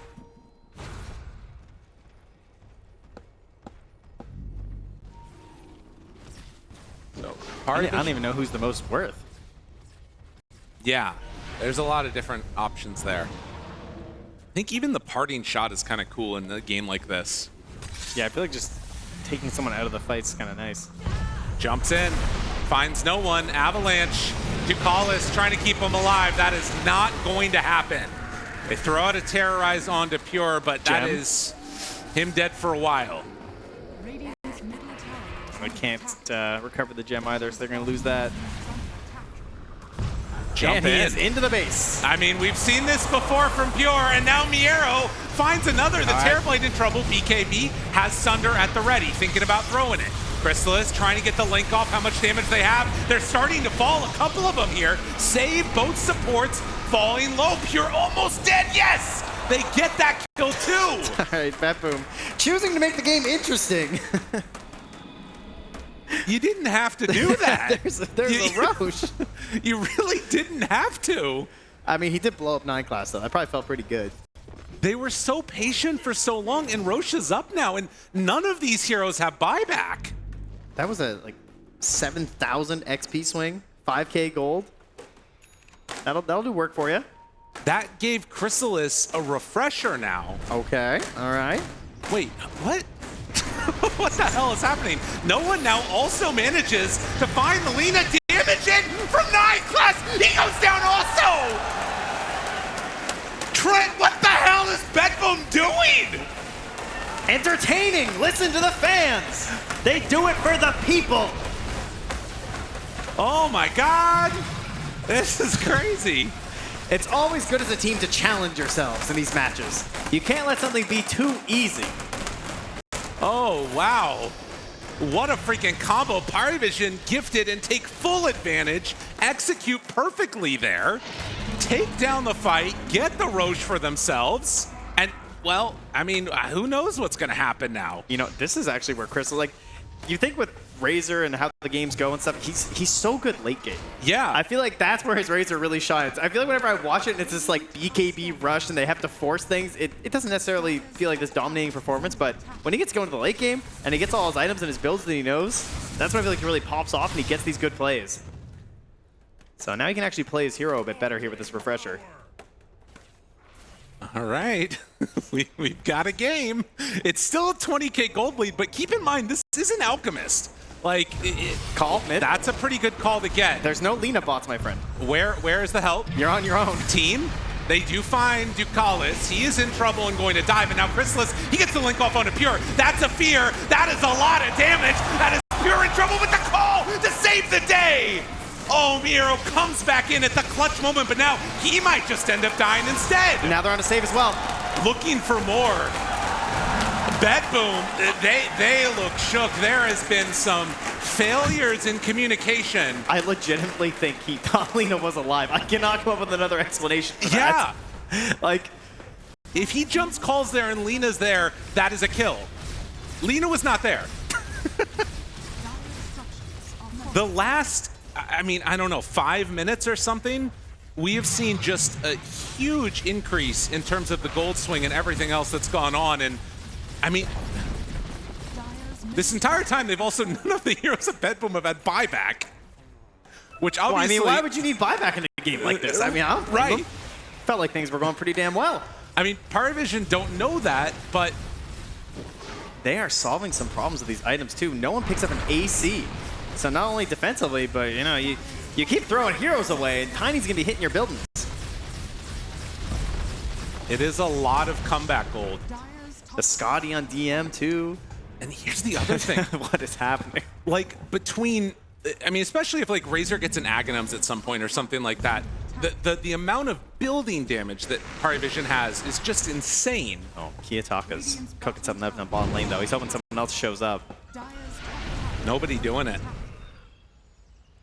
I think 9 class knows that he's here again. He has the Yules and the Blink. I mean, I still, there's no doubt I would rather be playing from BetBoom's position. But momentum is a thing in Dota. He's doing it again. He's waiting. He's hoping 9 class is going to wander on down here. He walks within vision. Chrysalis pops BKB. He didn't BKB. Excuse me? Excuse me? Kiyotaka? Brother. I pressed it. No. I promise. I pressed I've seen that face before. I pressed BKB. I promise. Oh, no. This is a collapse of epic proportions, I have to say. Oh, jeez. I mean, yeah, momentum is a thing. You can play from a winning position and you're not hitting your buttons right and it will fall apart. 15,000 gold lead now. It's crazy because there's still a lot of work to do. Yes, you know? they have to do so much right on PARIVISION to be able to make this work. But this is the step. They're going high ground right now. There is a buyback this time. If they could get a buyback out of Kiyotaka here, that would be insane. Miro, they're trying to cut waves. He's cut the wave in behind. Oh, and they actually pull the creeps through, so Roshan's banner doesn't matter. They're off the banner now. Nicely done from BetBoom. Okay, but they have an AC. They're just going to march high ground and get as much damage as they can. Yeah, this is still a lot done. Miro running down the lane towards them from behind. Here comes the They go call. right on in. The call is there. Isn't enough. Pure jump onto Chrysalis. They're stealing damage. Miro starts to fall lower and lower. The buyback Kiyotaka on a target, hoping to kill, but Axe is dead. Yeah, and he's DM just chasing the killing Lich. Katomi. They're gone. He's stuck on the Lich the whole fight. Now Kiyotaka's on the run. Kiyotaka in trouble. He just popped back. You can't let this happen. Kiyotaka runs away, but the stun, the cursed crowd, they curse them to death. Oh my God, PARIVISION! Can they do this? Save is gone also. He's running to the well. He's dying. They're taking down Pure. Everybody dead. No buyback. Oh my God, they've just lost the game. It's GG. PARIVISION, stand up, Bangkok. They got something to say. DM Veno says Ducalis right out of the gate. A lot of tips going his way at the beginning of this one because this is just not a hero that you see all that often. Nope. But when you do, you kind of remember why it can be disgusting. Yeah, it's true. In fact, we got a lot of Siggies, as they say, obviously very commonly when it comes to signature heroes, because Ducalis on the Undying, another one of his go-tos for sure. I'm a little happy about that one. Right, another big hero. And then no one on the puck, which in his return to form has been one of these heroes where he has really popped off on in some games. Has made so much stuff happen on that hero, and sort of a similar type of engine for this draft. What we can expect. No one kind of had to do it all last time. This time around, they have another engine to make things work, and that's going to be around the Nyx Assassin. This hero can make some plays go early on to maybe even find some kills onto Juggernaut, depending upon how things work. But I just real quickly want to go back to that last game, and I feel like the most important thing is not the draft even, but where is BetBoom at mentally? Like, after a loss like that, they need to find a way to reset. Legitimately, after they dove high ground, if they would have just sat 5 heroes in their fountain, got up from the table, talked about the problem, what went wrong, and then figured out where to go next, they probably would have won that game. Like, that's all you had to do at that point, it felt like, in a way. And have they had the time they needed to reset? That's what I want to watch for in the early stages of this game. I mean, we thought PARIVISION needed the same thing after game 1. They found the reset. They got game 2. See if BetBoom have that same fortitude to bounce back. Well, and it looks like, at least at the early goings here, we are not going to have any cheese lanes coming out from the side of DM and 9 class. There's no such thing as an honorable Venomancer lane. I just want to be clear. Spin on to 9 class, and he is already dead. First blood, pure, coming out of the gates hot. Can this hero still do stuff? Is that what I'm just learning here? I think so. Obviously, there must have been some lag, as Kiyotaka will throw. Oh, a couple key binds. DM has not been allowed to play Veno in a while. That's right. By his teammates. So he's got to check the binds, make sure things are all good. And there's the go call here from Ducalis. Underway. Okay, that's a great start for your Jug, right? We talked about this idea of maybe coming up, tri-laning the lane. Jenkins was saying, didn't even need it. They just check a blood grenade, get a little spin action going, 9 class goes down. Well, and I think some of that, too, starting off with the mana burn at the beginning, as Save does get the disruption. This is one downside to this one, is the lanes are going to be a little bit awkward, it feels like. I mean, Gyrocopter Undying, obviously very, very strong, but you can have some sort of counterplays coming in with a Shadow Demon into like a skewer back or something. As 9 class does get a little bit of a pull. He's trying not to lane here, doing his best to create a little bit of chaos here. That should actually eventually push out, though. Oh, Pure is going to connect it. Yep. Oh my god, things are getting really weird. Yeah, but now, they let the range creep through. They also have a ward spotting what 9 class is doing, because they preempted this, right? They knew that this is the whole idea that you do with the Lich, with the Nyx and the Veno. We had heard the panel talking about it, so they've already got the vision down, watching for these sort of plays off to the side and messing with the creep wave and stacking the plague wards. That'll be the plan. Well, it is interesting, right? Because if they're not doing, like, if they're not playing the lane straight up, there is some possibility that maybe they need more levels in, like, the plague wards before they can, like, do any wave cutting, or they just don't feel comfortable with it. But whatever the case is, it's definitely not a normal lane setup right now. It'll get to the point where it's kind of awkward for the Crystal Maiden, though, because she's obviously a very slow hero, and once those levels get stacked up, if she's ever separated from the Jug too far, like, she's just free food. So have to be very careful about this, the positioning. Well, out of the mid, we'll watch how this one goes. Kiyotaka dodges away from that orb, and it is going to be a water rune picked up, one for each squad, as Kiyotaka tries to redraw aggro on this one, and it's just going to push into him, it looks like. So the counter to the puck in a lot of ways once you get to the later stages, I'm assuming, trying to blow up that hero. Yeah, the laning stage used to be something that was like pretty tiny favored, but these days it's... We talk more about Monkey King versus Puck than we talk about Tiny versus Puck anymore. Right. And you can see that no one's just going to try and plink away at him there as much as possible. And of course, going to need to watch for more later. That's nice. You love to see that one. Yeah, Puck is this tool where you can tank tower shots, dodge it. Just get little bits of regen through it as that goes on. But that's what you have to do in return, obviously, is punish Puck when there's no phase shift. So the lane that we haven't really talked about a ton yet, it's down bottom here. And Chrysalis playing together with Ducalis. Do you think that this is the type of game where Gyrocopter, we haven't seen a ton of him recently, I feel like.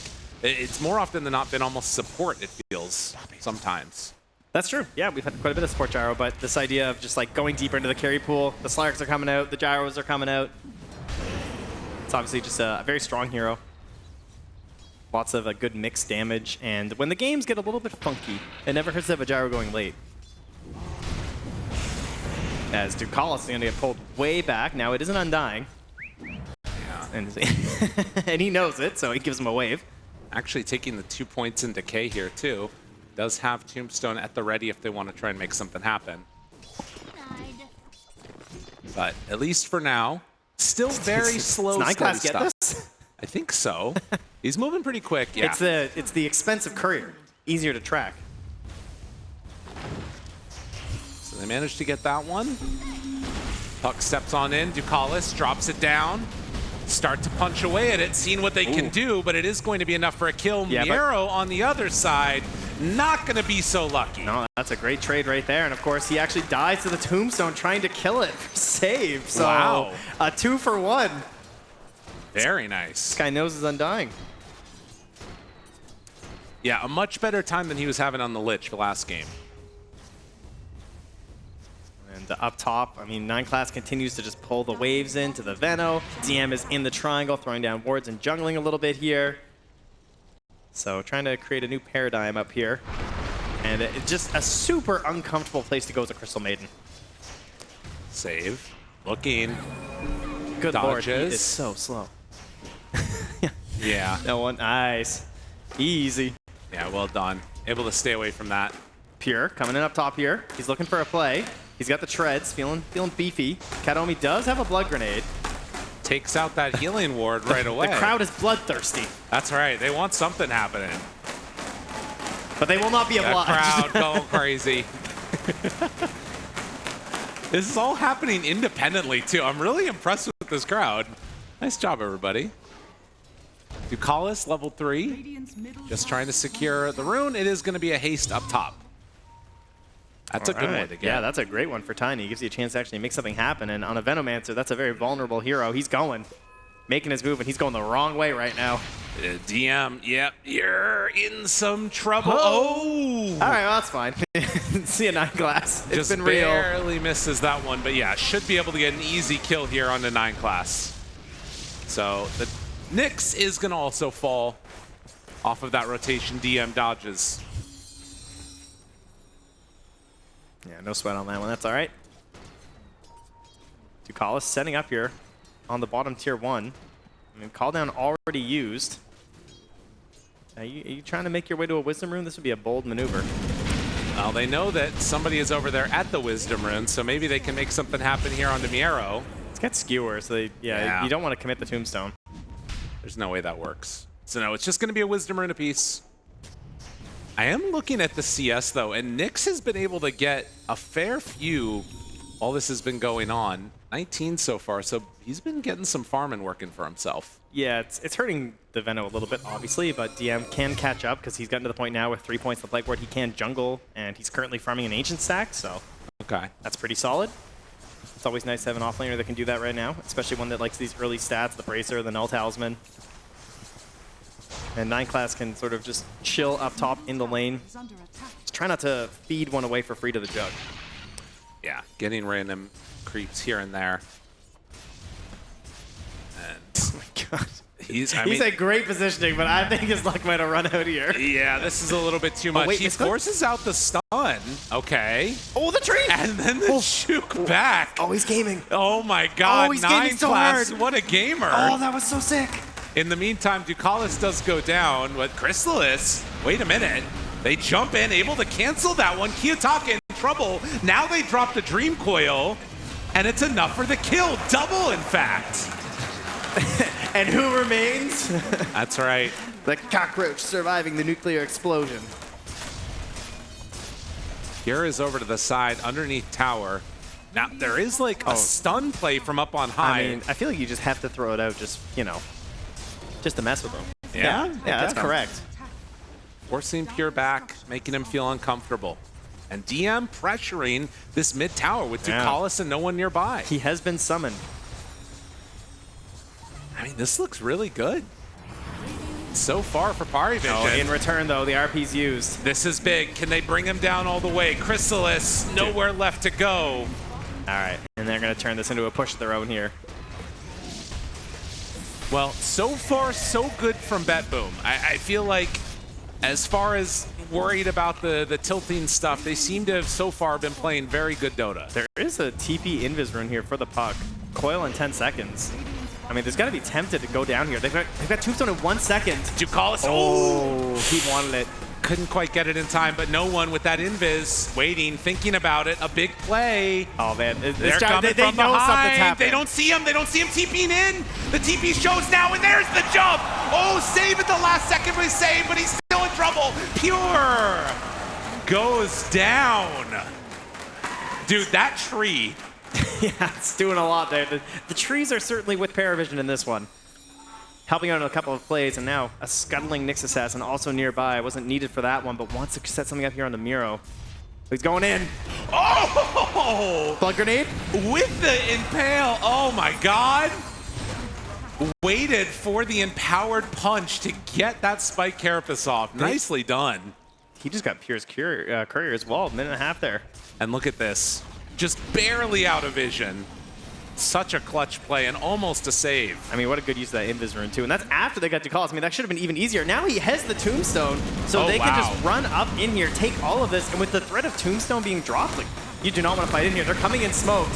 There's an amplified damage here onto Kiyotaka. Trying to do what they can, but they're running right into all the wards, and now the tombstone is down. You're in the bog, sir. You've come to the wrong place. Oh, you can't get out. Kiyotaka going to drop. They will lose him and save. Yeah, the ceaseless dirge, Mr. Undying, he does not care. He's very happy to die on that one. You can't go into the bog. You're not getting out. It's just quicksand. My God. Well, Veno Undying. Ugh. Gross. Yeah, Veno Undying, if you run into an area, it's you better over. be winning. Yes. That's really your only choice at that point. And the healing ward's just going to be doing nothing. It's feeding DM gold. That's right. And now no one. So much handed over. And oh my God, if he catches Pure right here. Has to be careful with his movement. Chrysalis made the run through the twin gate. And they're pinging where they think Pure is. He is over here. They drop down a sentry immediately. Okay. Yeah, the Ob Sentry combo sees where 9 class is moving right now. Yeah. So they are ready for this right here. I mean, Spike. And 9 class. That was so predictable. I've been that CM. I know that feel. Take that on your way out. I mean, there's a chance you don't even get that because of the Nyx sense as well. There's a chance you don't even find that counterplay. An opportunity here. Chrysalis gets hit with the ulti. Ducalis shows up, though, and now Pure, he's somewhat low RP there onto 2. How much do they have left in the tank? Chrysalis, he lands! Oh, wait, the poison, the poison! The poison, it's not quite there! They didn't have enough!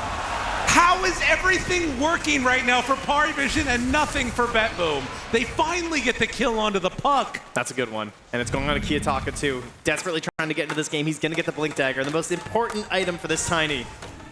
Can he find some sort of a play, or will this momentum just keep on moving? Because 9 class, he's back in, he's looking. Now they know there's a sentry there. He's done his research. But don't... Does he care? Actually, I mean, if he goes over to the other camp, though, there's a chance that they could catch him over there.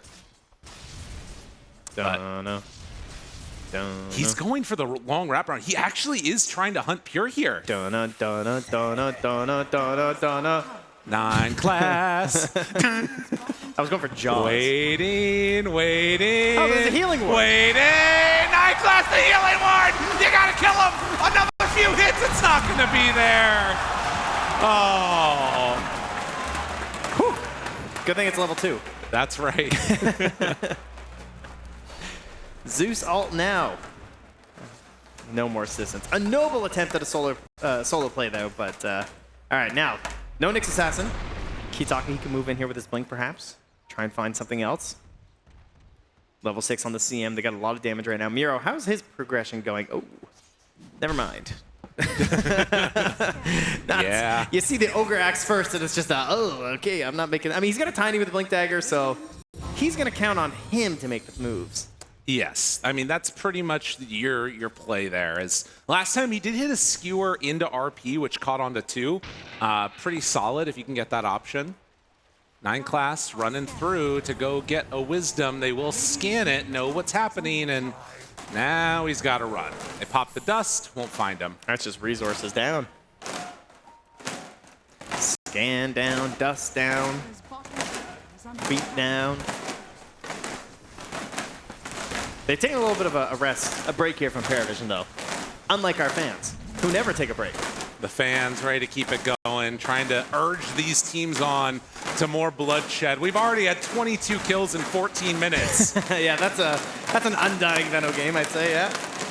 Trying to find as many fights as you can, and Undying has the Pavis, DM's going for the pipe. We're getting some mixed damage protection here. If the players were not so, like, absolutely dead focused, they would be freaking out every time the claps start going. Like, there's somebody's near me, surely. Yeah, it really does feel like it's setting for something up. Yeah. But just nothing happening. So like you said, working towards that Solar Crest on the Undying. And 9 class would love to find a Dagon at some point in the near future here, as Roche heads up to the north side of the map. It's just going to be continuing to farm for these heroes here. But yeah, I think if you're PARIVISION, like, this is the best you felt at 15 minutes this entire series. Yes, that is definitely the case. They also are now feeling like they should be able to make some moves, I would guess, right? I mean, you got a Blink Dagger on the puck. I mean, you are waiting for Ags on Gyro, so I guess there's not a huge rush. He's still 1,000 gold away. Right. Maybe you don't want to overcommit or something, but they're strong. Veno's very good at fighting at this part of the game, and obviously you have a Nyx Assassin, so... A little casual push here. DM just kind of showing himself mid, but I mean, they're going to know this is coming. They can just tell by the way, like the way he's being pushed out mid with the orb and the puck and everything. I think that this move is kind of telegraphed, especially with all the vision that's around there from BetBoom. They see the DMs running into their jungle. They've got the right read on this. Yeah, Chrysalis is going to run away from up top. They get some good wards back behind. Miro is under a sentry, so he's going to feel a little bit safe here. He shouldn't, though. If he walks into range just outside of it. So they run away, not able to connect. Close one there from Miro, who does now have a decent amount of damage with that Echo Saber. This is a hard hero to kill, but not if you bring numbers like that. It's good to commit, right? They just brought everybody. Throw all the ultis down because you obviously can't have that fight get turned around on you. They're not exactly sure how close his allies are, so they just guarantee to kill. Don't want to opt into some sort of a bad tombstone fight. That Ags is done already? That is also 3 ultis used, which means this is no great moves to try and shut down the gyrocopter. Like, at least for the next 100 seconds, he should be safe on Chrysalis. Kiyotaka hoping for a jump. They find one. Ava pops ulti and walks away. Teammates still nearby here, though. No one's backing it. Okay.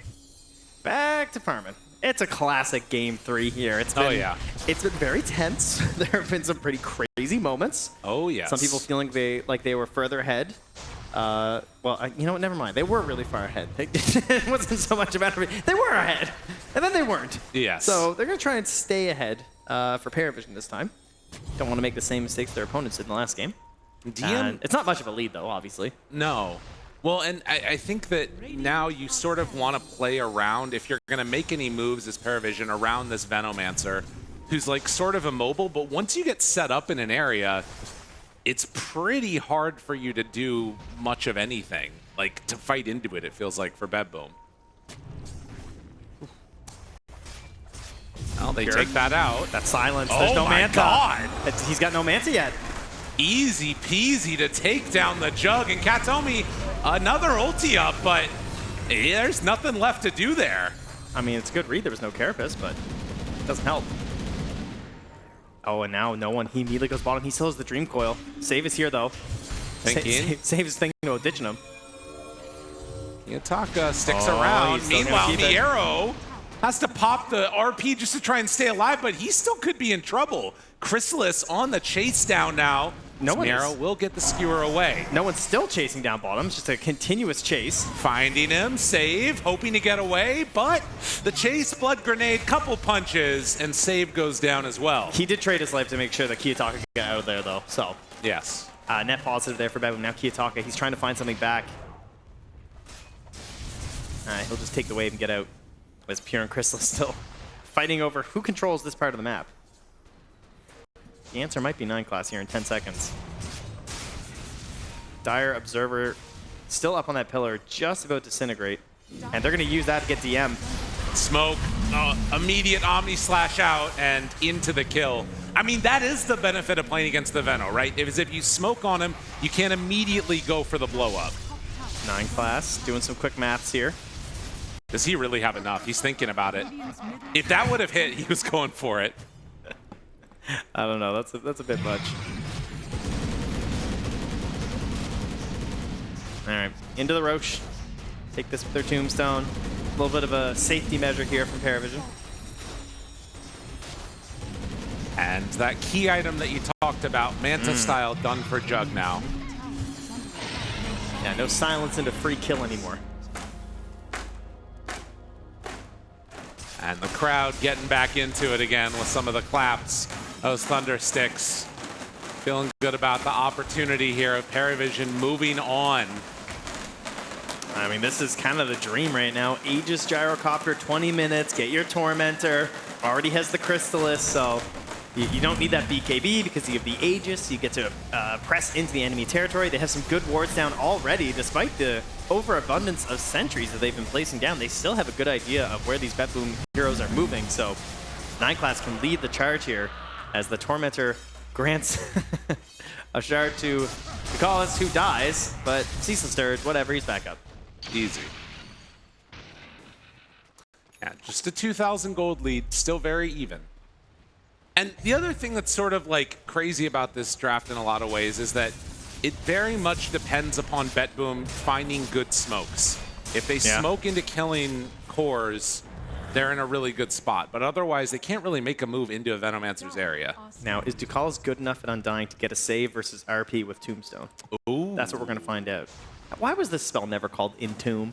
I don't know. That always bothered me. Grab Ally, that's what we got? Now it's just Tombstone. They even took that away from poor Sunsman. He doesn't even get to say Grab Ally anymore. He can still say it. I'm still calling it Entomb. There you go. Trying to find somebody they will hunt away with 9 class as he heads up this direction. He is going to go right by a Watcher. Miero, a little ways away still. Not finding anybody. Yeah, very much PARIVISION on the hunt, and you can see BetBoom just doing such a good job of like staying off map, keeping waves shoved out, not presenting a target. Yeah, I would be a little concerned, I think, as PARIVISION, because it feels like you want to be taking these fights, even like without the Aegis. Like just the way the Venomancer's playing, you have this Undying. Right. It feels like, all right, any fight we get, it's going to be so good for us. And I mean, I don't necessarily think that like PARIVISION fall off or whatever either, but when you have these windows where things are feeling good, you want to take advantage of it, because otherwise there are moments where BetBoom could come in and shut that down. Look at Kiyotake. He has 3,000 HP now. And no one hunting him. 9 class right there. Stun, Dagon, lot of damage out. He's in trouble. Miro is nearby looking for a save possibly here, but he gets self-stunned. But now they jump in. RP turn!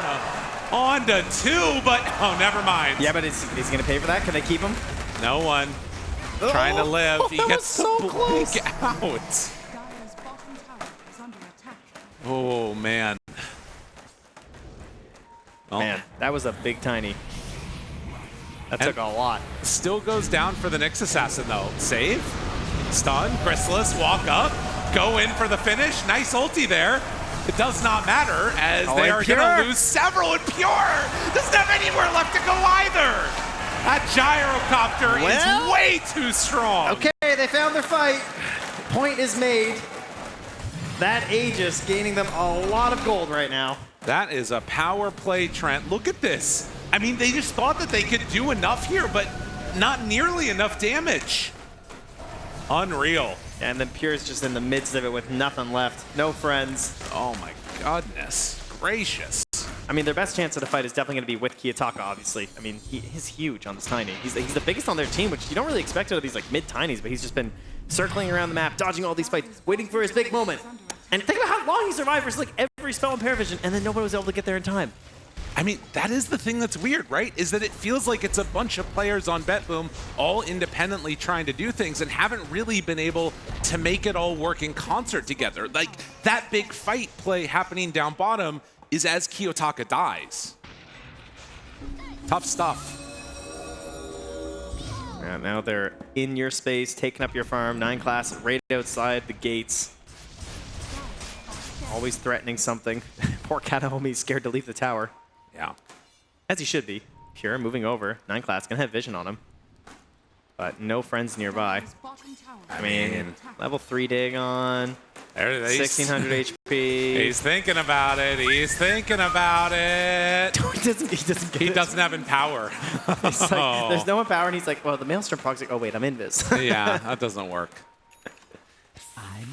Well, nonetheless, I'm a perfect 10 on the pain scale. Wow. This is That's a new one. debauchery of Grandmaster Venomancer players, clearly. So 9 class will just farm up after not being gifted a kill or any type of action onto the Juggernaut. You can see that swing. Dude, Ducalis is gaming. He's inspired from his Lich game. What's he doing? He bought a blink. A blink on Undying? He's blinking.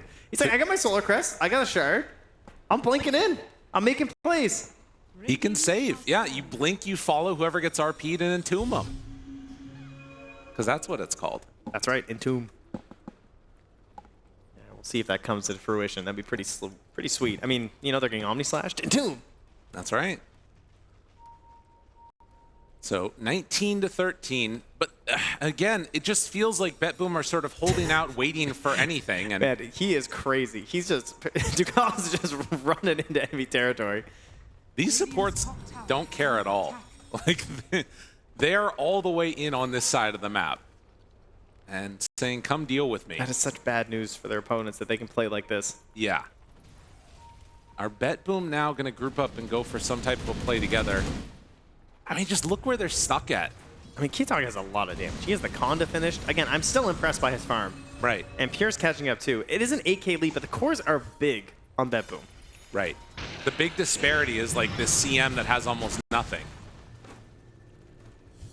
But with that single target save, something that they haven't had on PARIVISION throughout this series, they have some answers for the all-in.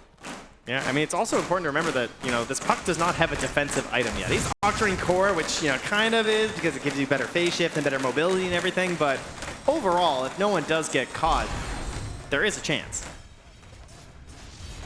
Pure about to step out of the base. 9 class is right there. He's teasing.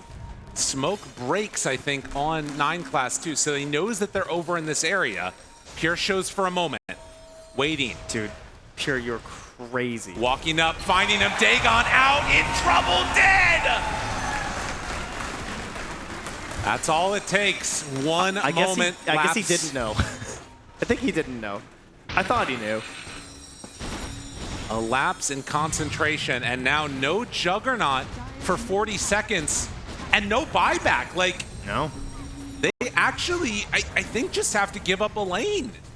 I don't know how much. I mean, they can spam a little bit here, make them sweat it a little bit, cut some waves. Chrysalis has Satanic. Like, they're chilling. Oh, man. BetBoom. All right, they're just gonna get these creeps. They're cutting the mid wave, but no one's on top of Miro, who has the BKB TP to get out of this. Oh, that is frustrating. The creeps are almost dead. There's one left. 9 class waiting, takes down a courier too. Your little courier also. All right, so that's not a full lane, but they do get a lot of damage. Tier 3 tower taken down. Pure's gonna TP out to the tier 2 as well up here. He's moving in. A smoke out. Hits. I mean, they know. They are so ready for this, but will it matter? All right, well, Pure breaks smoke. They look like they're ready to fight here. I mean, yeah, PARIVISION ready to run in. Remember, Miro has no BKB because he had a BKB TP out. And he's kind of expected to make the big play here. These moves just feel a little bit forced from BetBoom. And look, they have a ward near the base. It's spotting these couriers. So it just saw the gem come out, the CM. Know. So they know exactly where they're all playing right now. They're still on the hunt. PARIVISION just getting some slightly better movement. If they get back into the base, this is a win. Yeah. The ward spotting them again here. Looking, hunting. Oh, he can't go down again. They see him. No they BKB. See Pure. They see Pure. He gets the spin off, but there's the catch. And as you said, no BKB, in trouble. No one tries to find the backlines. Not quite able to get him. Maybe an opportunity there to go in for more, but they're not going to get it. 9 class doesn't go too crazy. Gonna hold it back. Yeah, they ping that ward. Kiyotaka is correct. There is, in fact, a ward exactly there. So we're going to see just where Nyx has gone. I am sure, like, following this Juggernaut, being annoying. He's just been on this side of the river the whole freaking time. Yeah, he can't actually swim, so he just never went back. That's right. Yeah, he was too scared. You put bugs in water, they... Oh, no, there it was. Didn't like it. Get out of there. Go back over this direction. Look how perfectly he's mirroring the Juggernaut. That's 2 kills, yeah. It was just the one, I guess, with the assist, but still. Being annoying. It's what Nyx Assassin does well. That's true. All right, well, if you are PARIVISION right now, you kind of chill out. Yeah, you choked them in for a long time. They got back out of the base, though. They're getting some farm. Now you can go for some solid objectives on that raiding side, which will be the Roche. Gonna march on through the Twin Gate, get that banner, make your high ground siege a lot easier. Pure. Shopping, because his courier still dead. Pure. Oh, buddy. Okay, he gets out. He's making it out. Dire are scanning. Not even close. Yeah, knew what was going on there, understood what he needed to make happen. Dire scan does connect. They know they're down the Roche pit. Can they do something about it? They're going to smoke up. They're making their way there. Pure TP'd all the way back to the base, but he can run on down. He's a speedy little samurai. Rest of PARIVISION making their way to the Twin Gate to try and connect here. Not everyone quite down here yet for PARIVISION. How fast can they get here? Miro has the blink, has the BKB, has the gem. Who's in first? This is a really awkward spot for PARIVISION. Let him They rip. find him immediately! Oh no! PARIVISION, but they used everything. Chrysalis is fighting back. Are they in too far? There's the BKB, TP out for one. Miro, he's in deep. Also, Katomi going to fall. Can they get any more here? They bought back on DM, ready to continue this fight, and that's going to be Save dead as well. So they get the big important kill, but it wasn't on all of them. No, I mean, it's kind of a miracle that you even got that started, right? Like, that was a bit of a YOLO RP. Very good. They're coming back in. Trying to contest. Yeah, well, they're keeping them away from the Roche pit because of this. And you know, Tiny, no cooldowns And other than the Nyx, BKB. I mean, you don't have your two supports. They still have a pretty solid amount of net worth on these heroes to fight, but without RP, it's really hard to imagine it working. No, you maybe can get a pick with the Tiny or something, but a full-fledged fight into the Roche pit is not going to go well for you. Oh, Kiyotaka. 9 class is going to wander on by. Oh, no, never mind. Goes back. No one's coming. No I mean, BKB here. they're getting set up. Dun, dun, dun, dun, dun, dun, dun. Kiyotaka. Dude, he has just been on them this entire game. He has 4,000 HP, buddy. You can leave him alone. Yeah, there's no way that's going to happen. But here we go. Aegis onto the Gyrocopter. He's even carrying the Roshan's banner because Chrysalis is a team player. And he's going to start that march down the top lane. BetBoom getting the Tormentor. It's on to Miro. Gives him one more tool for defending the high ground. That's actually a pretty nice shard to get. Oh, but will 9 class cancel some TPs, perhaps? There are two heroes down here that are going to need to go home. And if he cancels these TPs, that is going to be base dead. Yeah, there is the gem on Miro, though, so his positioning has to be quite perfect here. And he's a little worried because he's running out of Vendetta. Yeah. So teammates aren't quite pushing it anyway. They're backing it up. 4 more minutes on the Aegis. No rush here. In fact, they're actually wrapping in behind right now. Pure already out. Miro Dire are scanning. surely won't get caught. He's going to TP. Yeah, good decision. Radiant's bottom tower is Well, under 33 attack. minutes in with 3.5 left on the Aegis. Every move that BetBoom makes feels scary with this Nyx in the game. But you still feel like they have to get out on the map. Also, there's such a vision advantage with these Venomancer wards just all over the place. Like, Pure has to do this because he just doesn't feel safe. And they actually don't see that ward with the gem. Could become a big problem later. There's been a ward there like this whole game. Yeah. It is the ceaseless ward. Just keeps on respawning there for some reason.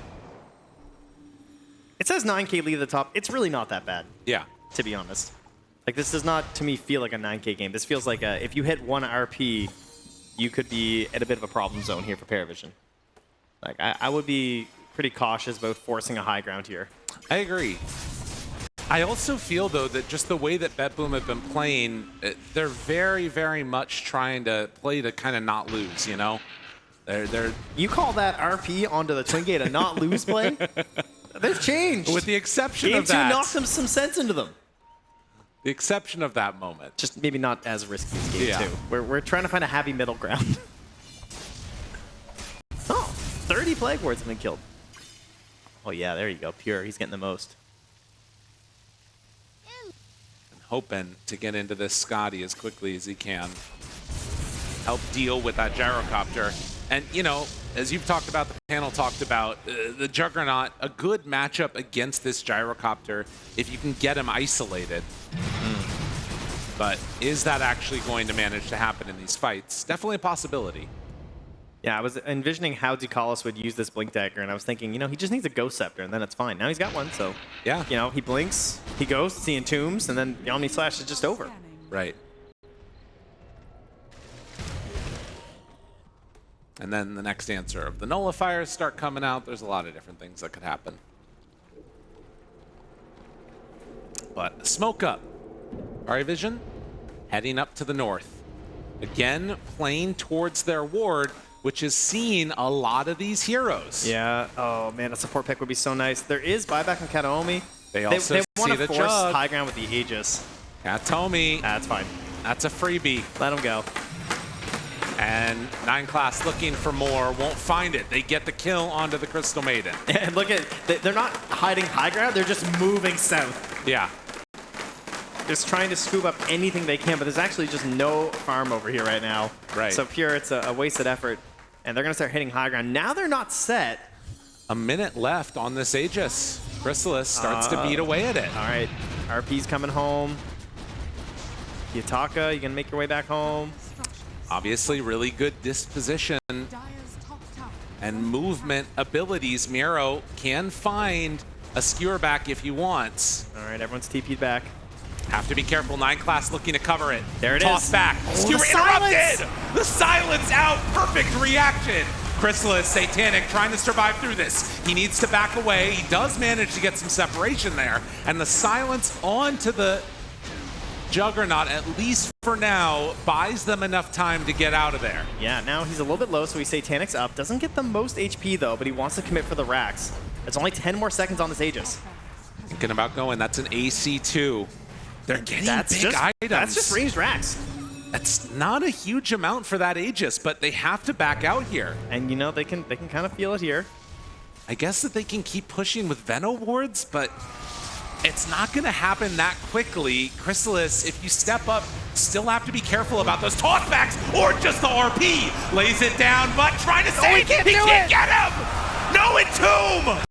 They got the Avalanche to cover that play, and no one forced to jump away. That's Omni Slash down. Now 9 class tries to back away. He is also under control, and BetBoom put the hurt on PARIVISION. You are not going high ground for nothing. Radiant's I haven't seen such a big comeback since 38 minutes ago. It's definitely a possibility. We might be heading towards it. It's a good start. It's a high ground defense. I mean, that's what's scary about this. It's the RP and the, well, you know, he's just not a save hero. He tries, but oh no, not quite there. A noble effort, and that's after that first attempt too, right, where they tried to get the skewer on the Aegis, but there was a really quick silence there from no one. That was clutch, because you don't want to burn the BKB's Miro. I definitely understand why he did it that way. But man, that is a fantastic trade for BetBoom. And look at that, like the lead, it was only down to like 8K or so. But what happens is when these cores are dead, you're all out on the map. They're finally getting some farm. That's when the lead really just like finally gets to cut into it a little bit here. Well, and the other thing there too is like it begs the question: are you just pushing your limits a little bit too far without that Aegis? Gyrocopter has Aegis right there. You feel great about that move. He's coming back to life. And you know, he actually, before they went high ground, he had Rapier queued. And then he queued BKB. And now he's queued Rapier again. So he kind of gets the sense that maybe there's a limit to how they're playing, right? Undying, Veno. He is the big dog. And there's a couple of other Mastiffs over there on the side of BetBoom. That's right. Irish Wolfhounds even, dare I say. Okay. Mr. Dogman. Kiyotaka has made so much happen for this squad here. AC done with the Conda Echo Saber, going in for the overwhelming Blink next. And as they retake some amount of map control, the other thing is going to be watching what happens with this next Aegis. Iron Class not wanting to step up that hill, and for good reason. All right, so we got the 2 toss charges. We got no one about to hit 25 here. The big talents are coming out. Still just level 20 on Miro. He has to play such a sacrificial role here, and probably going to be dying a lot in these next few fights. He's going to be taking himself in there pretty deep. He's been opting for this site for a very long time. He's super close. It's a bit of a risky item to go for on the Magnus. You know, no refresher for the double RP or something, but he just wants to break up these gameplay here from PARIVISION, and there's no answers still from no one. Like, he is trying to play a flawless game here, and so far, he's been incredible. Right. Just as Nocturne Core is currently thinking about a Daedalus, because again, he's trying to cover for the fact that his Gyrocopter is the only other like real sustained damage in these engagements, but if he gets scythed, that's a problem. And that is the thing that we sort long Roche. Yeah, this is so long. This is interesting. It's still going to be daytime, Roche, but BetBoom getting here early. I mean, we'll see what ends up happening. If this was a fast Roche, this could be so good for them right now. Oh yeah, I mean, this would be everything. If BetBoom is here right now as Roche insta spawns, they probably get it. And here's the question though: do the Radiant now scan, panic, make their way here because they don't want to lose it, right?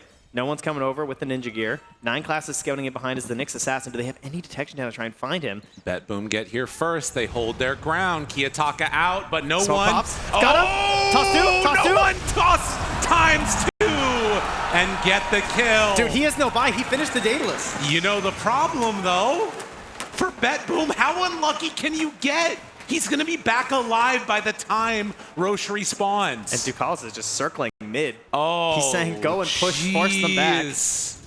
Oh, BetBoom, that one hurts. That's okay, that's all right. You know, they're still moving out here. No, it's true. I mean, getting this opportunity, they're hoping that somebody is going to come back and try and defend mid. But things get weird now, right? Because you've got mid pushing in. Meanwhile, BetBoom are trying to take down bottom, but there's also the Roche that they need to contend with. Here, too many issues, Kiyotaka. too many things. They move on in. Where's the follow-up? There's nothing. And he might just be dead. 9 Class silence. 9 Class dead. They get the Hex also onto the Undying. Oh, now it's PARIVISION starting to fall apart as BetBoom make the solid presence of mind to just get where they need to go on the map. Really good stuff coming out from BetBoom here. I think he's trying to make space, I guess. I thought there was going to be something with like DM maybe, a Chrysalis was running there, but no, it was just farming time. So he did successfully get those BetBoom heroes back to the base. And now Chrysalis, he is farming down here, getting close to pure. Oh, the buyback for 9 Class, okay. I mean, he wants to be back in time for the puck. Wants to start making his way over here. I mean, 20 seconds. That is the thing, right? Like, from our point of view, we know that Roche isn't up. So man. All of these counterplays are happening. Yeah. Like, BetBoom think that Roche could be going on. Now they're going to have puck back alive for the fight. And they have, it's Radiant side, and Ducalis has Ceaseless Dirge, too. So he can immediately come back. It does not matter if he gets burst down at all. But as we saw, you can kind of cover the save with Tiny. He also has no TP, so that would kind of matter, I guess. Yeah. No one jumps in. He's trying to pop the smoke. He thought they were up to the north. This fight is going to be weird. This is going to be a really weird one. The wraparound coming from BetBoom. It's so hard to fight into these kind of situations, though, versus the Plague. But they know. If your smoke ever pops... They're just going for it. PARIVISION just wanting to make the play. They step forward with no one. DM? Roche, low, half HP. They drop it down, breaking TPs. Ducalis there's no blinks. doing everything that he can to keep him away from it. Chrysalis, he's low. Roche, it batches and takes it away. He snatches the Aegis. They take down Pure. Pure went for it all. They make it happen. Kill him off. No buyback. Can they find more? But toss twice. That's no more puck. Kiyotaka in trouble. RP out. DM trying to keep him alive. They take down the healing ward. And Kiyotaka, where you going, mister? PARIVISION, take them both down. They can't get into the bog. There's just plague wards everywhere. Oh, they had no hope. It was only Pure who could run in solo. They managed to get the Roche kill, but the snatch. Well played by Chrysalis. That was pretty much the end of it there once Pure went down. So hard to win the engagement after that. And so much pressure on these young players. You know what that means, buddy. You know what happens when a Gyrocopter gets an Aegis. Tell me what's going on. It means we're getting a Rapier. Oh my goodness gracious. He's going to be infusing that Ags. He just bought it. Trying to close out this game. Chrysalis heads on in, has the gold for it if he wants to fully invest. 9 Class again on the hunt for kills.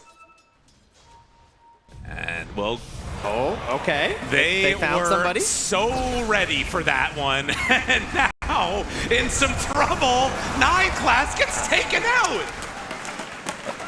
Okay, all right. Just when you thought it was simple, it gets a little bit more complicated. That's going to open up quite a window here. Trent, what is happening in this series? They're having a great time up on the stage. I think it's just the raw, chaotic energy of these C fans has infected the stage. That's my theory. That's right. You play enough Southeast Asian pubs, it starts to turn into the pro games as well. Maximum mayhem is what you want to see, what you want to have happen. 26 to 24, less than 1,000 gold separating these two teams.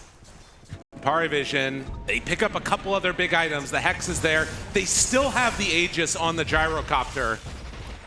But things could get really weird really quickly. You've still got the big RP play. You can see the faces here too. Every player so focused right now, knowing that any moment, no one ice cold as he's in behind right now, cutting waves with a ninja gear. You just got to play it so safe. He's queuing up a BKB next himself too. But this is one of those games that could go the distance, because if you're the one that gets caught in the initiations we just saw by 9 class, that can change the entire complexion of the game. I mean, there's still just this battle of no one having the Dream Coil to pierce the debuff immunity versus the fact that you have this Tiny who can just blow him up still with a little bit of help because he just doesn't have these defensive options. The other thing that we just saw there too is that refresher shard that's actually held by the mag. Oh, he managed to get that, did he? Well, I think Pure did, and then passed it over. That's a good choice. That's an amplified damage rune on this gyrocopter. Jeez. Crystal, by the way, did not commit. He still has the Aghanim Scepter held. Okay. A minute and a half left on this Aegis for Chrysalis. As the crowd cheering out for BetBoom. A lot of fans of both of these two teams gathered here today to see who's moving through in the upper bracket to be playing in the grand finals. And PARIVISION with an amp damage on Chrysalis. This will be gone very fast. This could be an all-in play, but will they have any response to it in time? Tiny is off to the side. The double jump if they want it, but they're not going for it. At least not yet. They lose the racks, only one remains. Chrysalis, do you feel brave enough? They're dropping the tombstone. The tombstone down. Chrysalis already there. The Aegis, it's 55 seconds away. Jumping in, doing good damage. He's hexed, he's falling, he's dead. Can they get him again? Miro off to the side. BKB, the RP, he's ready. Pulls him on in, and the second one too. Do they have enough damage to kill him? They pull him all the way back, but Chrysalis, he turns. Satanic, it's not enough. Can no one clean it up? It is not enough. He's trying. 2 down, looking for more, but no one. He's also in trouble. As he goes into the phase shift to try and get away, we'll have a blink, an escape for only a moment, but the Hex, they catch him. No one caught. Can he get out of here for a second time? Does not look like it. 3 for 1. The creeps are doing their best. They're beating into that tower as hard as they can. Oh, man. The crowd. I mean, you're throwing bodies to get There's been megas. a lot of throwing. And it's just not working. They got one set, but they can't get the last. How many times do we got to queue up Rapier is what I want to know. That wasn't the match for it. That wasn't the fight. Not quite yet. Now thinking about going for the Swift Blink. And now we're going to start looking towards that next Aegis more than likely. Buybacks are there this time, though.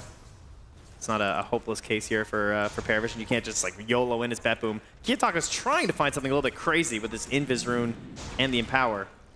But I mean, we talked so much about momentum in the last game, and I think it's, you know, it's been building up for BetBoom over the last little bit here. It's something to be concerned about. Like, PARIVISION, if things start falling apart, you can rapidly run down lanes for BetBoom. If there's anything these two teams have learned, it's that nothing is safe. That is what we have found out in this best of 3. So I'm sure BetBoom also not going to take any crazy chances. Surely there's some discussion happening right now of just like, hey, you know, we feel good. Like, I feel like at this point, they have so many good positioning tools versus this gyrocopter. They're consistently hitting them. They've got to feel like they've got the edge in these team fights for the most part. Right. Well, and I guess the big limiting factor is just like if they're going high ground, you know, that you can get pulled all the way back away from the rest of your team. When the fights are set up and sort of on point, Nyx loses a lot of his value. Do you think, is Miro going to commit though? I think he's committing. Oh, he's committing. He's bought the full refresher. He wants it all. Wow. Miro has no buy. I mean, Miro is going for game right now. You can end the game right here, right now. Buyback status, they do not have it on Gyrocopter. They don't have a buyback on Undying either, but the wraparound, it's weird. No one is there. They find him. Phase shift, blink away. That was fast. And now the wraparound, now the move in. They're trying to find him. The Hex, the reaction. RP, one time. He's dead. He's gone. Ducalis, what else do you need? Get some bounty runes. You need your Gyrocopter back. They don't have enough damage here. Wait a minute, maybe they do. Hold on, Pure low. Pure dead. Pure's dead also, and that gives the buyback. Gyrocopter, he's back in this one. What in the Sam hell? He's down, he's back. Pure's gone. He's got no buyback? How did they kill Pure? There's no, the second RP wasn't used yet. Oh, and no buyback. They know this one. He just got blown up by no one. The damage from this puck, I mean, he's got so much on the Axe. We talked about no defensive options. And because he's PARIVISION, all offense, baby. Do they sense what's happening? A refresher bought for Tiny. Yep. The crowd thinks they can end it. We'll see if they're right or not. Okay, the RP's ready. The scythe is there. They're waiting to the side. Do you go for Megas? You're putting yourself in a dangerous position. They could just go for Throne. Miro, Glimmer Cape, walk forward, finds no one, finds the gyro, interrupted, the save, the Hex, that's what they needed! Get yourself up to that high ground, PARIVISION, as they take down Kiyotaka! That is so much, it's everything. Get yourself a buddy like DM with that scythe. Making sure the Crystals can stand tall, get the mega creeps. They still need it. And move 50 for it seconds, 50 seconds. Looking for a finish. The Avalanche, it's not going to connect. Save is to the side. Chrysalis starts hitting the tier 4 towers. Can they do this? The Crystal's just standing there. He still has Satanic. They got to find a toss-back play. They need it. The toss back, it's not coming. Tier 4 towers start to get hit. 9 class in, finding Kiyotaka, taking him down. 9 class with the ult chat as they know the end is nigh. Carry difference. Get on my level. PARIVISION. They're playing in the grand finals.